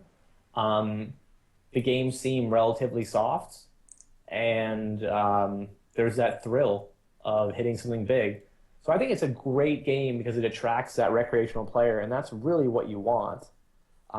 A lot of tournament guys were very anti-spin, and I was kind of on the fence about it in the beginning. But if it grows the game a little bit, it's a great thing to have. Mm. Um, and it makes more bad players want to play. I don't know. I mean, I think it's a good thing. So I think they are very popular now. The swing can be pretty bad. I mean, like if your edge is under 3%, which is pretty high for your average hyper of that amount, um, you're gonna have some nasty swings in either direction, and so you gotta be prepared for that. But I do think they're grindable. Yeah, definitely. I mean, any game that has a lot of recreational players is going to be very profitable. Um, Mhm. yeah, and spins you can multi-table them. I think you have to have a really solid heads-up game though, and Oh yeah, yeah, and that's the other thing is a lot of guys who are playing heads up or getting these games, they're just not used to it. They're like mass table grinders who are just not going to play heads up close to optimally, and that's going to crush them. Especially when you start playing higher. Like I've been playing a few of the $100 spins, and I'm playing up against heads up hyper regs who are really, really good, like nosebleed heads up hyper regs. mm, Um, and like it's tough. Like I don't like I feel like I have to study more, and that's what I do. But like it's not like playing a nine man and being heads up against some guy on his tablet. no, the player pool in spins, like the regs are so much better at heads-up than like a six Mhm. max player or a nine max player. And Correct. I guess while we're on the topic of heads up, what do you think about heads up? What's your heads up game like? Has it changed over the years? It's definitely changed. I got some heads up coaching from my friend who plays heads up as part of a cartel. And like obviously like the heads up community plays heads up a lot differently than other guys doing other formats, and that was kind of eye opening. And I've kind of taken some of what they told me and then put my own spin on it. Like it's closest to formal coaching I've ever had, where it was just having an hour with my friend to talk on Skype about some hands that I played. I really never hired a coach for that sort of thing. Just all was kind of on my own through study. So I mixed what he told me and some things that I didn't necessarily agree with. And I'm not saying he was wrong about the theory behind it, but I think I still might be able to get value in some spots that I can't. Sometimes we're like against a bad player, I shouldn't be able to get value here, but because he's so bad, I can.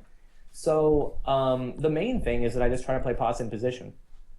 Like I don't try to play out of position as much. I try to play pots in position against really bad players because one thing I noticed throughout all my games is that the more I make a lot more money in position than I do out of it. Yeah, So let's try to play more pots in position. And I just let that carry over to pretty much everything. But yeah, heads up is very different, and three-handed is something that's new and a lot of guys aren't familiar with. And for some players, it's kind of scary. It's like I don't know if I'm doing something right or wrong. For me, that's fun. Like I think that's really fun to like basically have to learn a format or I guess it's a format um, with everyone else. mm, Like so, basically for me, like three-handed play isn't solved yet. It's not even close, and if I can adapt quicker or better than the next guy, I'm going to make more money in that spot than he does. So for me, that's really neat. I like that, and I kind of wish that like poker was more that way in general. Like people were constantly having to adjust, readjust, learn new things rather than just like stick to their chart stuff. And yeah. Like everyone was learning together with like a new format that was no previous knowledge and like 'cause Mhm. the three-handed with spinning goes, it's chip EV. There's literally no other Yep, tournament which has three-handed chip EV. yep, So exactly. And so it's so weird and different that some people don't know what to do, yeah, and other guys are just get putting. If they have I mean, they have an idea, they'll try something, but who knows if it's right. mm, And like I think it'd be kind of cool that like the way spin and goes are now, where it's a blind lobby and you show up and you play the guy, that format, and you don't know what the prize pool you're playing for till it starts up. I think it'd be cool if they started doing that for other forms of sit and goes. I really think that might be the future. Like, oh, you're playing 18 man? Okay, once 17 guys load, let's see how much you're playing for. you know You what would be know, cool is like just play for a sit and go, and you don't know how many people are gonna like. It could be that a too. six max game, could be a 180. Like that'd be awesome. Yeah, I think that'd be great, and it would make guys or like you just when the game starts, or they're like, okay, instead of this is going to be a turbo or a hyper or a reg speed, Oh you're going to yeah. have this starting stack. You're going to have that. No, it's sorry, guys, we're 10 big blinds deep each. Like you don't know, and it makes the players who are actually better at adapting and math and all the other things, it makes them like those are gonna be the ones who win. Um, and I basically like I just the more that poker isn't solved, the more alive of a game it's going to be. Mm. When you've got a lot of guys who are sitting there with like uh, GTO flop programs and shove charts and even like intricate HUDs, all you're doing is making the game less appealing for the average player. And I really like hate all those kind of programs. Like I really think that in a way, regs are killing the game, and it's not by winning; it's by like the fact they're trying to find every little edge means you're just killing the fish at a faster rate. Mm. Yeah, I mean it's tough because there's always going to be that element of like just wanting to be the best and wanting to make money, and you just Hmm. like there's always going to be a way to do that. You know, and they just have to draw the line where this is okay, like it's okay to have a HUD, but it's not okay to have like a HUD with flop and turn and river GTO, which I think is what Stars is Yeah. going to ban. See, I kind of wish they would ban HUDs entirely because HUDs are an advantage that regs have over recreational players that recreational players don't really know about.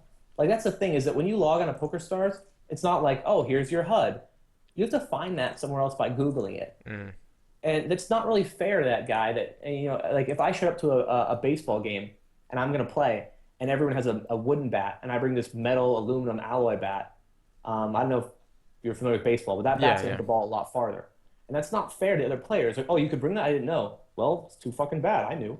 Like, and that's to me, that's bullshit. Like, everyone should be on an even playing field when they play this game.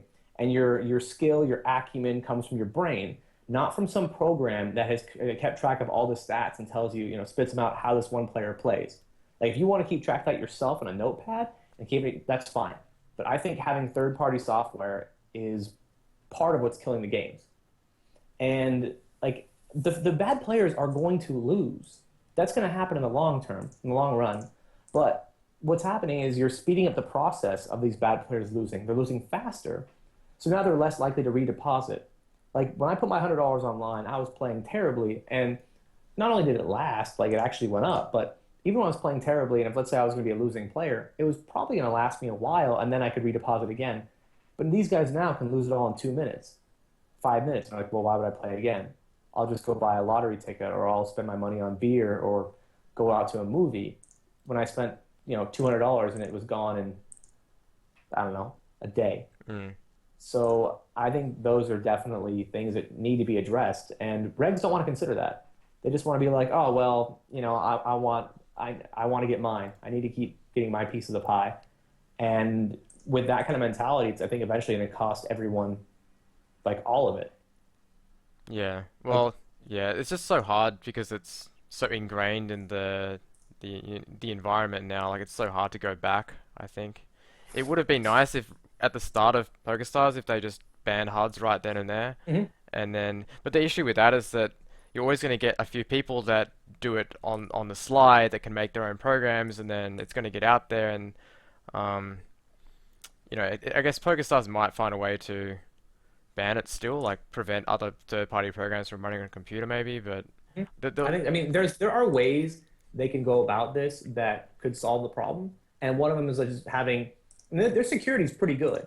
The Star security, I mean, yeah, I had heard of, and this is not confirmed, but this is pretty much I'm like 90% of this. I trust the guy who told me this that they caught a multi-accounter, and they caught him by a really ingenious way in that he had two accounts, right? And they realized that he was suspected having two accounts, and they realized he had never clicked on the same account at the same time. Like his mouse clicks were never the same time. oh wow, that's Like genius. that's to me that's fascinating. Like I never thought of that. And so they have a good security team.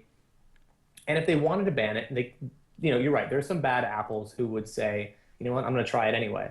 Just like people who just are, use different IPs from the United States to play. They use a VPN. Mm, But when they get caught, like I know a guy who was using a VPN from the US and he got caught and they confiscated his roll, which was 25K. And they said, you can keep playing here, but your roll's gone. yeah, Like, and that really didn't do anything to help the other players in the game, but it might do something to discourage people from uh, multi-accounting or from playing with the VPN. So, I mean, I think there are ways they can go about doing it. And the fact that people are going to cheat, people are always going to try to cheat. They're always going to try to find an edge. Yeah. But Star should still, in my mind, try to keep the games as good as possible. That's my rant. I mean, if you're welcome to disagree, but Yeah. No, I mean I agree. It's just so hard to do. I don't know if they're willing to um, risk it, I guess. I don't know. I honestly don't know what the best thing to do would be. Trying to think of some other topics to get onto. I think the HUDs is very controversial and there's the Balthazar prop bet. oh yes, of course. Let's talk about that. I actually don't know about Okay. this bet, so let's go start from the start. What is it? All And right. So Balthazar is a six max hyper grinder. Um, by the way, if you I know who he is. Yeah, okay. he's a friend of mine actually, because he's from Poker Strategy and Mhm. he used to post a lot on the strategy forums that I ran and I answered his questions. So like I watched him go up through the stakes. Excellent. Oh, by the way, I got heads up in that tournament. You got third. Yes, So we I almost see. did our heads up match, but that's fine. I'll take my second and 11 play chips or however many I win. I'll reinvest in my play money roll. But I'm not a play money roll nit, just so you guys know. Like, I'll take my shots. Yeah, so Balthazar did this prop, or he's doing this prop bet for from now until the end of, I think it's the end of August, where he has to lose 15 kilos. And he started it like 2 weeks ago, maybe 3 weeks ago. So he had to lose 15 kilos in a month, maybe a month and a half. And like for me, like he posted like people don't think I can do it. I'm really confident in myself. He's a nice kid. He's a nice guy. I've talked to him before. I've coached him before. I think he's totally wrong about this.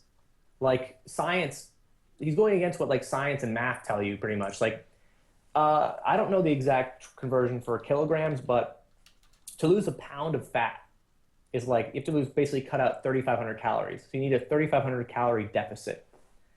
He like it's what a kilogram is like 2-ish pounds. So he needs 2.2, to cut yeah.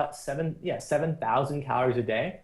Like he's not even eating that much. So maybe he's eating 2,000, right? And he has to have a deficit. So he needs if his resting is like 2,000, what he consumes, he has to burn 70,000 calories a day.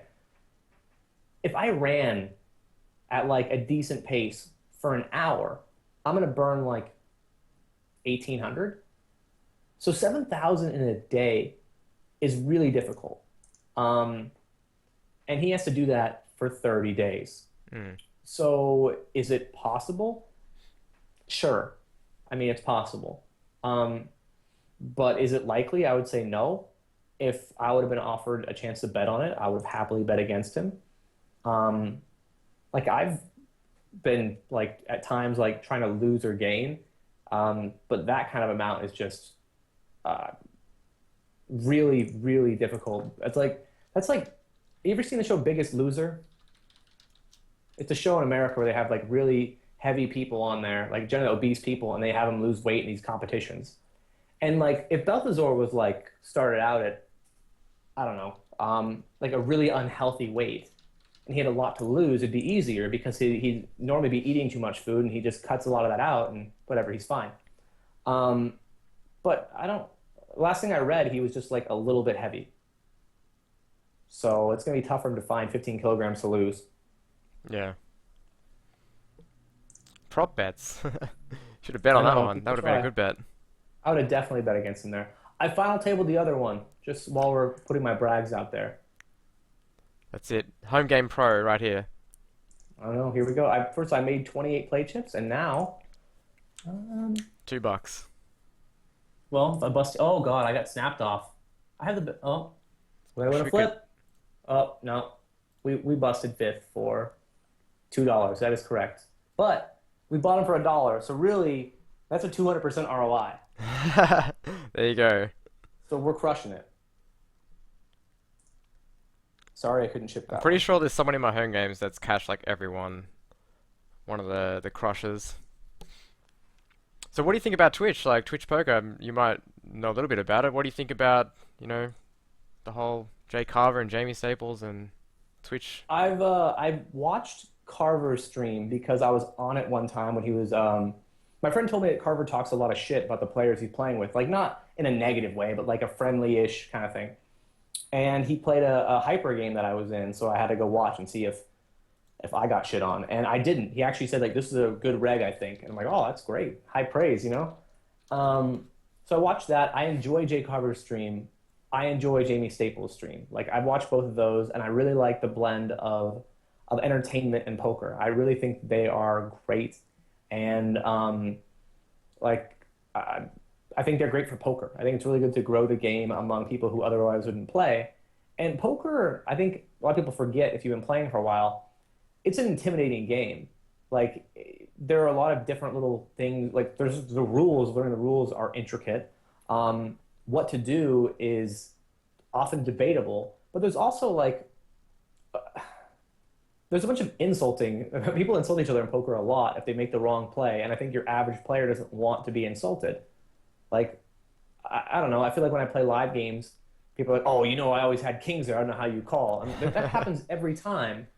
Every time there's some kind of dispute like that between two players, and generally the guy who's more confident wins. But there are a lot of players who want to play just for fun, and they're put off by that. And I think Staples and Carver do a really good job of making the game fun and seem interesting, and not boring everyone with like I don't know shove ranges and their raise percentage and three bet pots and stuff like that. Like they're just trying to keep it fun and easy, and I like that.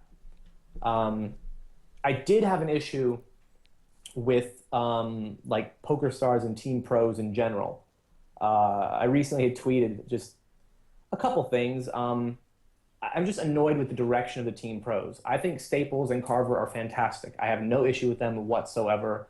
I'm if you were going to grow the or help grow the game, by all means, you can be a great poker ambassador. Like I think Negreanu gets a lot of crap on 2+2, but he's a great poker ambassador. But they're employing a lot of people or a few people on that Team Pro that barely play. That one of them is just the girlfriend of another Team Pro. It just seems a little bit like I don't know if handout is the right word, but it just does seem shady to me. Like if you want to have your pros grow the game, if they're marketable people, that's fine. Like they have like Nadal or something like that who's sponsored pro or Ronaldo. I've seen a bunch of Ronaldo videos this week. Yeah. And fine. Okay, he's not a poker professional, but you know what? He might grow the game in Brazil. People might be like, oh, Ronaldo plays? Well, fuck yeah, I'm going to load some poker games too. Um, and I really think you should be rewarding on that team online really good players or celebrities who want to play poker. Um, I mean, the example I used before is if you look at UFC, UFC has grown from this like almost like a backyard brawling thing into a very, very large, like marketable company. And right now their biggest star is a woman. Is Ronda Rousey is their biggest star, right? They didn't get that. Like Ronda Rousey is the biggest star, but like the people, amount of women who watch UFC is still kind of small, right? But Rousey might grow that. Like more women might be interested in MMA because of that, and I think more women be interested in MMA because of Rousey rather than like some UFC ring girl who looks hot in a skimpy outfit. And I think stars, a lot of their newer Team Pro editions were like female models, and I just think that's kind of dumb. Like that's my issue with it. Like I think it's dumb. I think it's going to turn women off from playing the game. I think if you are counting on super desperate men to deposit money to an online poker site so they can sit next to the image of some woman who's pretty, Yeah. that sounds Pretty like a bit of thin. a pipe dream. Yeah, Yeah. there's not much value in that. No. Um, and it'd be much better if I think they chose people who, again, were either pros or like there are a lot of intelligent women out there who probably would be interested in the game if they had people who thought they were like-minded to look up to. I think Vanessa Selps is a pro on Stars. Wonderful choice. Fantastic. Um, yeah, I don't think it's again an issue of gender. I just kind of want the better players to be rewarded. And like I've said this before, and it sounds like sour grapes for me. And I'll fully like admit at one time I wanted to be a Stars pro. Like that was something I thought was really cool and neat. And that actually kind of got me to grind more. Like to be like I want to be like like Space Gravy was a Stars Pro, Yeah. or Dalrexu um, is a really famous, well, somewhat famous blogger. Yeah. And I was like, oh wow, like I blog, I kind of want to be like that guy who got a Stars Pro thing. But at this point, I don't want it, and I don't even know if I would accept it if I was offered it, because I want to be able to say things I disagree with, and I think stars would rather have their pros be these guys who's just in with that company line. And I didn't get into playing poker so I could answer to some boss who tells me how I have to dress or how I have to act. So that would really bother me. Um, but yeah, so again, this really isn't about me. I don't like the direction that the Stars pros, the team pro has taken. Mm. Yeah, it seems like they should just be choosing people that can grow the game and like I think they're looking too the whole company is looking too short term in my opinion. They're just trying to squeak every last dollar they can out of the industry while they think that it's running hot and then they don't really look into long term and they don't care about long term. Mhm. They'd rather just focus on the short term at the moment. But I Well, don't I work. think that it's when Amaya bought Poker Stars, they've had him for like a year and a half now, something Yeah. like that. Yeah. They showed a crazy, like a big profit increase their first year because they cut the Supernova Elite rewards by the 5K ticket. Yeah. So they basically took 5K out of the pocket of every Supernova Elite grinder, which is like 400 guys. So there's 2 million right there, right? Yeah. 400 times 5K. I think I'm right about that. There's 2 million in profits they made. They cut out some other stuff like the BOP free roll leaderboard and some tournaments. So I And think they cleared an extra couple million, maybe even more, for their first year. and they increase And what rake. that, yeah, and they increased rate. And so what that does, and decrease rate back, right? So, and what that does is if they go to sell the company, they can say like, oh, we had this company, we bought them, and look at the 5% increase we had on profit in the first year, and look another 8% the next year. We obviously ran this company better than they could have, Mm. or another company could have. And now when they sell it, they can sell it to someone else who's going to buy it, and it's just going to be like a shell. Yeah. Um, I'm afraid that's going to happen. Like when it comes to Supernova Elite this next year, they said they're going to cut the program a little more. It possibly all of it. My guess is they cut out another 8 to 10% from the rewards for the elite grinders. So they keep all the same players like in that pool grinding as hard as they were before, just for a little bit less money, and then Amaya makes a little bit more. Um, and that's what I'm afraid of that they're going to. That's the smartest thing to do if they're looking to sell the company. Unfortunately, like in the Mm. short term, because it makes short-term profits look great. Yeah, it does. So, yeah, like Supernova Elite, I don't know, that's like another side reason, I guess, to why I stopped playing pro. But the main reason was because I didn't enjoy being a pro anymore, but also because I was worried for the future of Supernova Elite. And um, I think like that's such a huge hit to those grinders going from 72% rake back down to like 50. Probably more than half won't be profitable anymore, and they'll have to play something else rather than go for Mhm. Supernova Elite because that's so And huge. there's this idea among guys who aren't supernova elite, and I do want to address it. It's that like, oh well, all these mass table rakeback pros, good, screw them. They're gonna lose their money now. Now they gotta play fewer games or whatever. Just there's like an anti elite type those guys who are rakeback pros basically. And I mean I make money like I do pretty well actually, but a lot of my opponents who are rakeback pros doesn't mean they're bad players. They're breaking even at like the highest stakes around against a bunch of really good players. And what's going to happen in the ecosystem when those guys can't support themselves means instead of these guys who are mass tabling hundreds for rakeback, now maybe they're going to play a 30 and they're going to play a few of them, like fewer games. They're going to focus more on pre-rakeback edge. And that money comes out of the people in the lower stakes or the mid stakes or at the bottom. That money's not, I mean, it's going to come out of somewhere.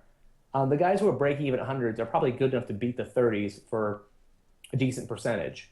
So that poker ecosystem money, all it's going to happen is everyone's going to have to drop down a little bit. So everyone's going to make a little bit less. It's not going to be just, oh, the elite guys get fucked and everyone else is fine. Everyone is going to feel the pinch of that. And um, there's this, there's this, like, I think it's like a poem. I'm not sure exactly, but like it says something like, it's what World War II. Like first they came for I don't know, we'll say like doctors, but I didn't speak up because I wasn't a doctor. And then they came for the teachers. I didn't speak up because I wasn't a teacher. And it's this whole poem of this guy in the audience not speaking up for other people coming by because he wasn't part of that group. And then the line ends with, or it ends with a line, when they came for me, there was no one left to speak for me.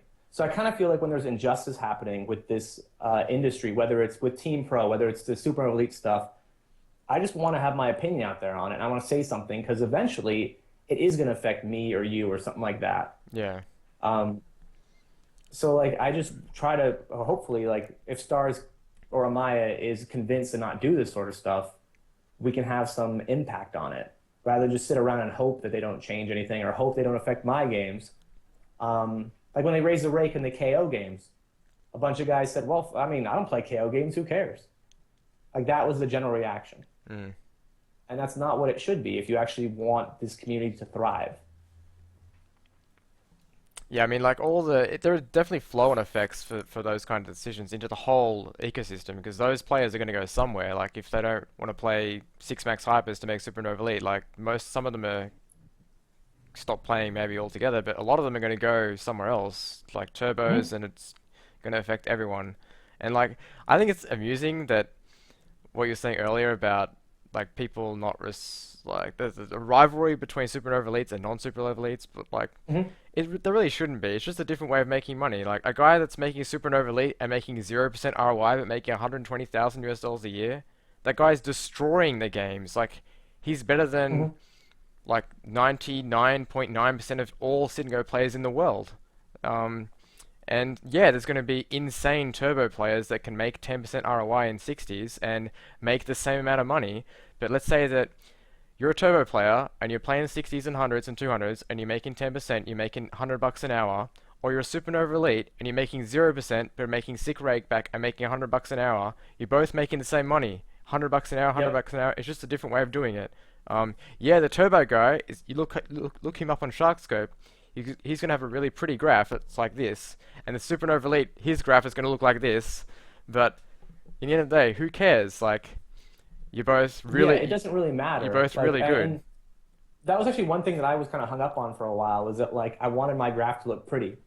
Um, and I had a stretch last year where it didn't look really pretty. And I blocked it actually at the beginning of last year, just because, well, I one I really didn't want to let people know if I was crushing.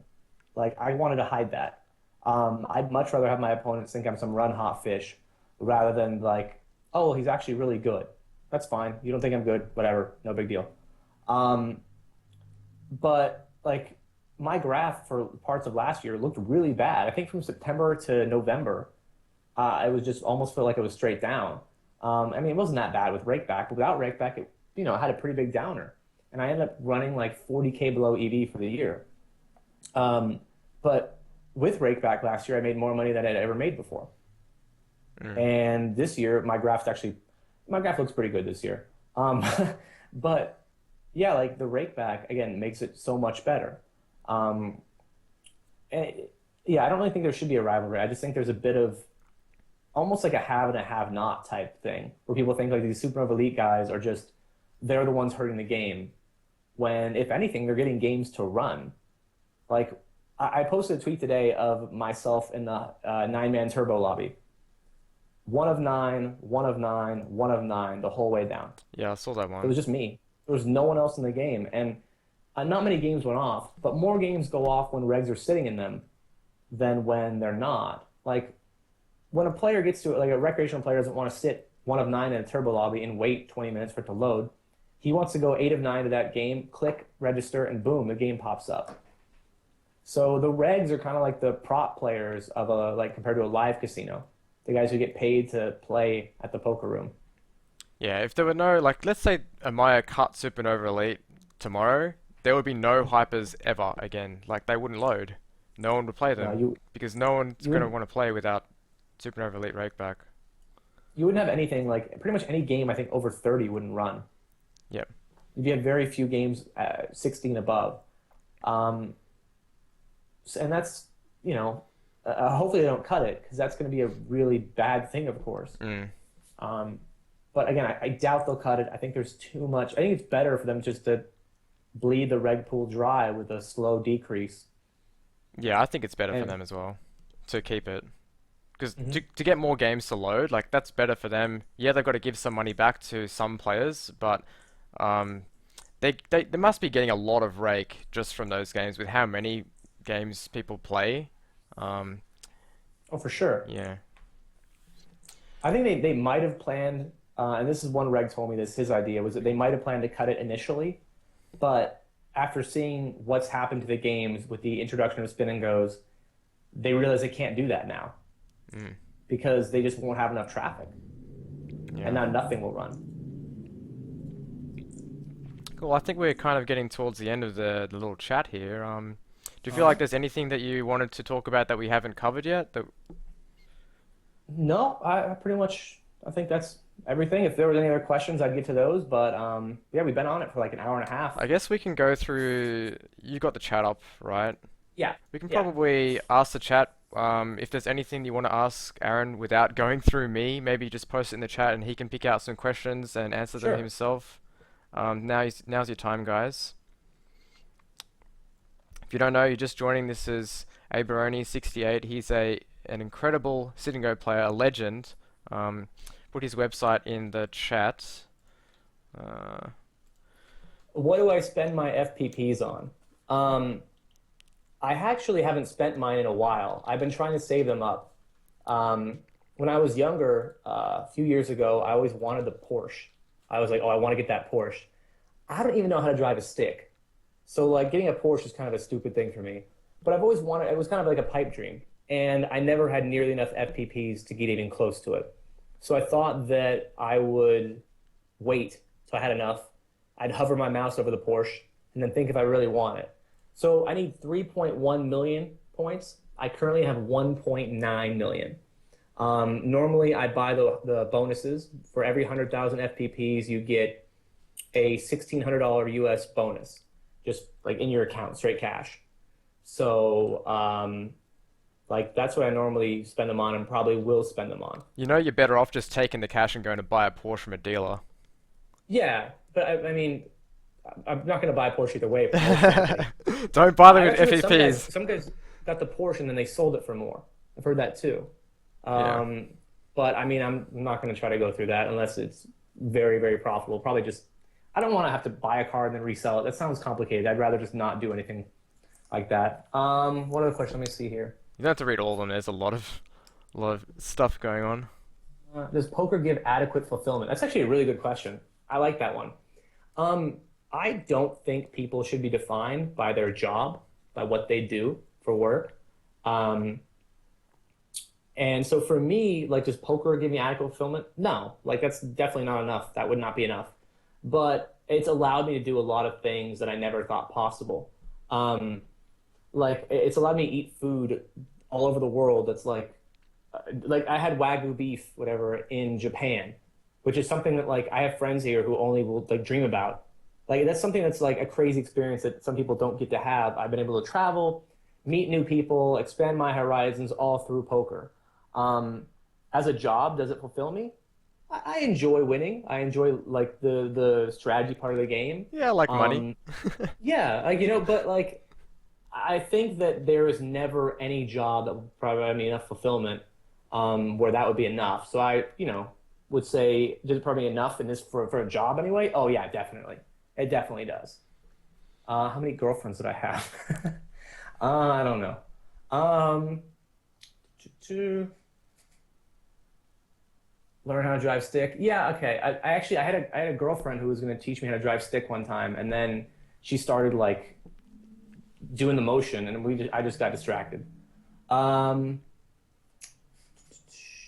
how do you pick these questions and just ignore the ones that you don't like? I just read them really quickly. Okay. Um, Um, what was your 22K score? That was the spin and go I hit for yeah. 18K. Um,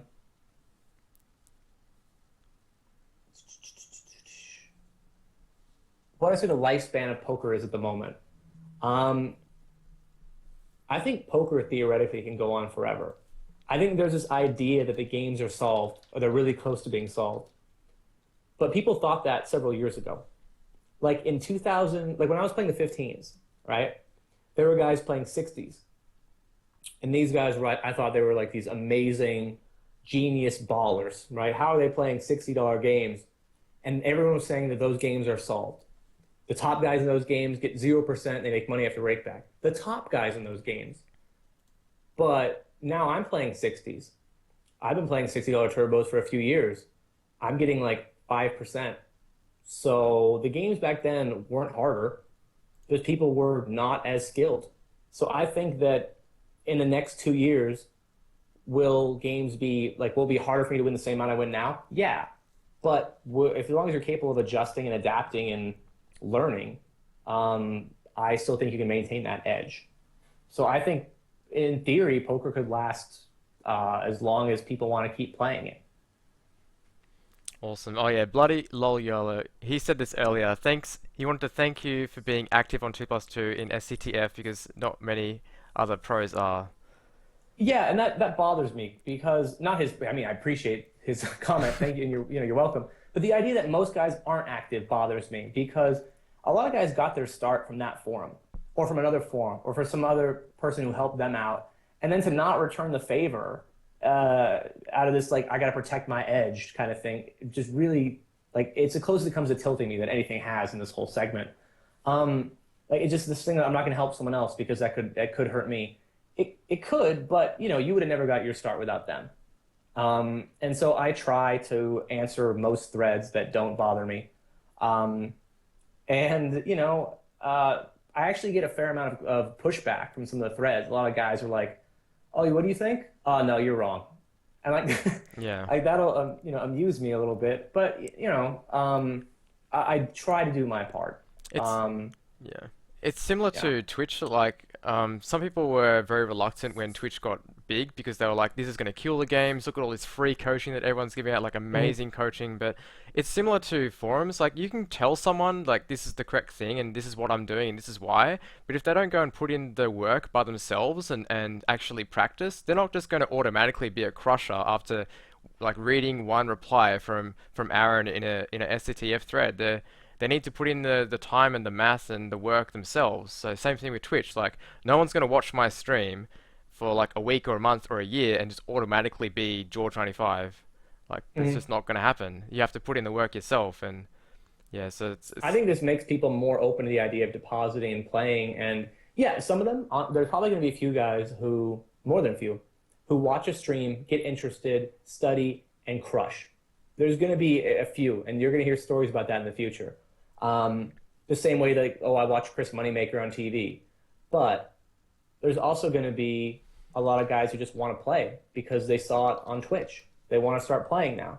And as I said, like the phrase, it'll grow the game. It'll make more people, more eyes on it, and that'll be great. So yeah, I think ultimately it's a really good thing, and that's why I'm okay with Jamie Staples being a pro, because other than Twitch, he didn't really have pro type stats, but he helped grow the game among Twitch. He was like the first big non-poker pro, right, to like mm, stream. yeah, So like, hey, that's awesome. You got a lot of players to be interested. yeah. Um, I think Yeah, I that's think that's it, guys. I think we're gonna wrap it up. So, um, well, I had a lot of fun. Oh, this guy kept posting it 3 times. Can I answer that one yeah, question? yeah, sure, go. All right. The most profitable form of poker.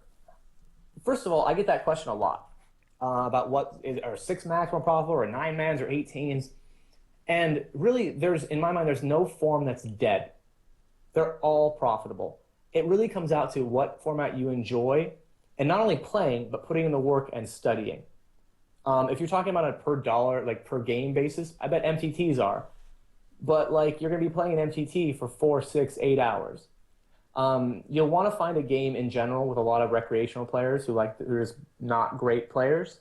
Um, you'll want again the most important thing is finding a game that you feel you can beat and that you enjoy, because there are times you are going to be losing, and you can't make any money when you're not putting in volume. You only make money when you're playing. And if you hate what you're doing, you're not going to be putting in volume when you're losing. So all those formats, all the ones you mentioned, are profitable.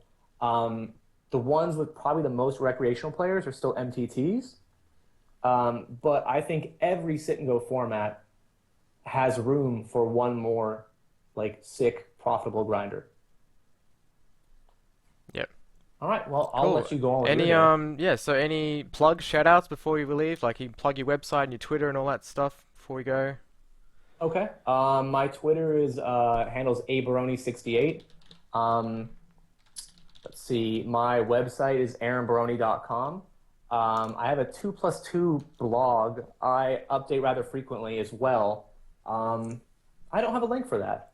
My username on 2+2 is, I'll post in the chat, is AC Barone.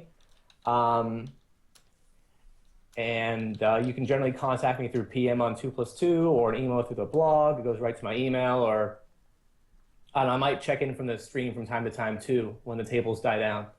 But yeah, that's enough for my plugs. Thank you so much for having me. I had a great time. That's all right. Thank you very much, Aaron, for coming, man. It was awesome chatting to you. I really loved your perspective on everything. Thank you very much. I'm looking forward to seeing you in the chat again. If you can make it out for a stream, that'd be great. So good All luck right, in. maybe I'll try to yeah, Yeah. maybe I'll try to get in your games too. It'll be Oh fun. yeah, that'd be awesome. I'd actually love that. We haven't played too many games together because I was playing hypers while you were playing turbos, Hmm. and I think when I quit, you started playing hypers. So I know Yeah. I've played a few. Like I probably played maybe 2,000 hands with you lifetime, which is not a lot. But yeah, we don't have a lot of history, so that'll be fun. Yeah, we almost had a heads up match. We almost did. Yeah, we almost got there. All right, man. Thanks so much again. Yeah, I think that's it. So cheers, man. I'll All right, thanks for end having me. Skype now. All right, take care. See ya.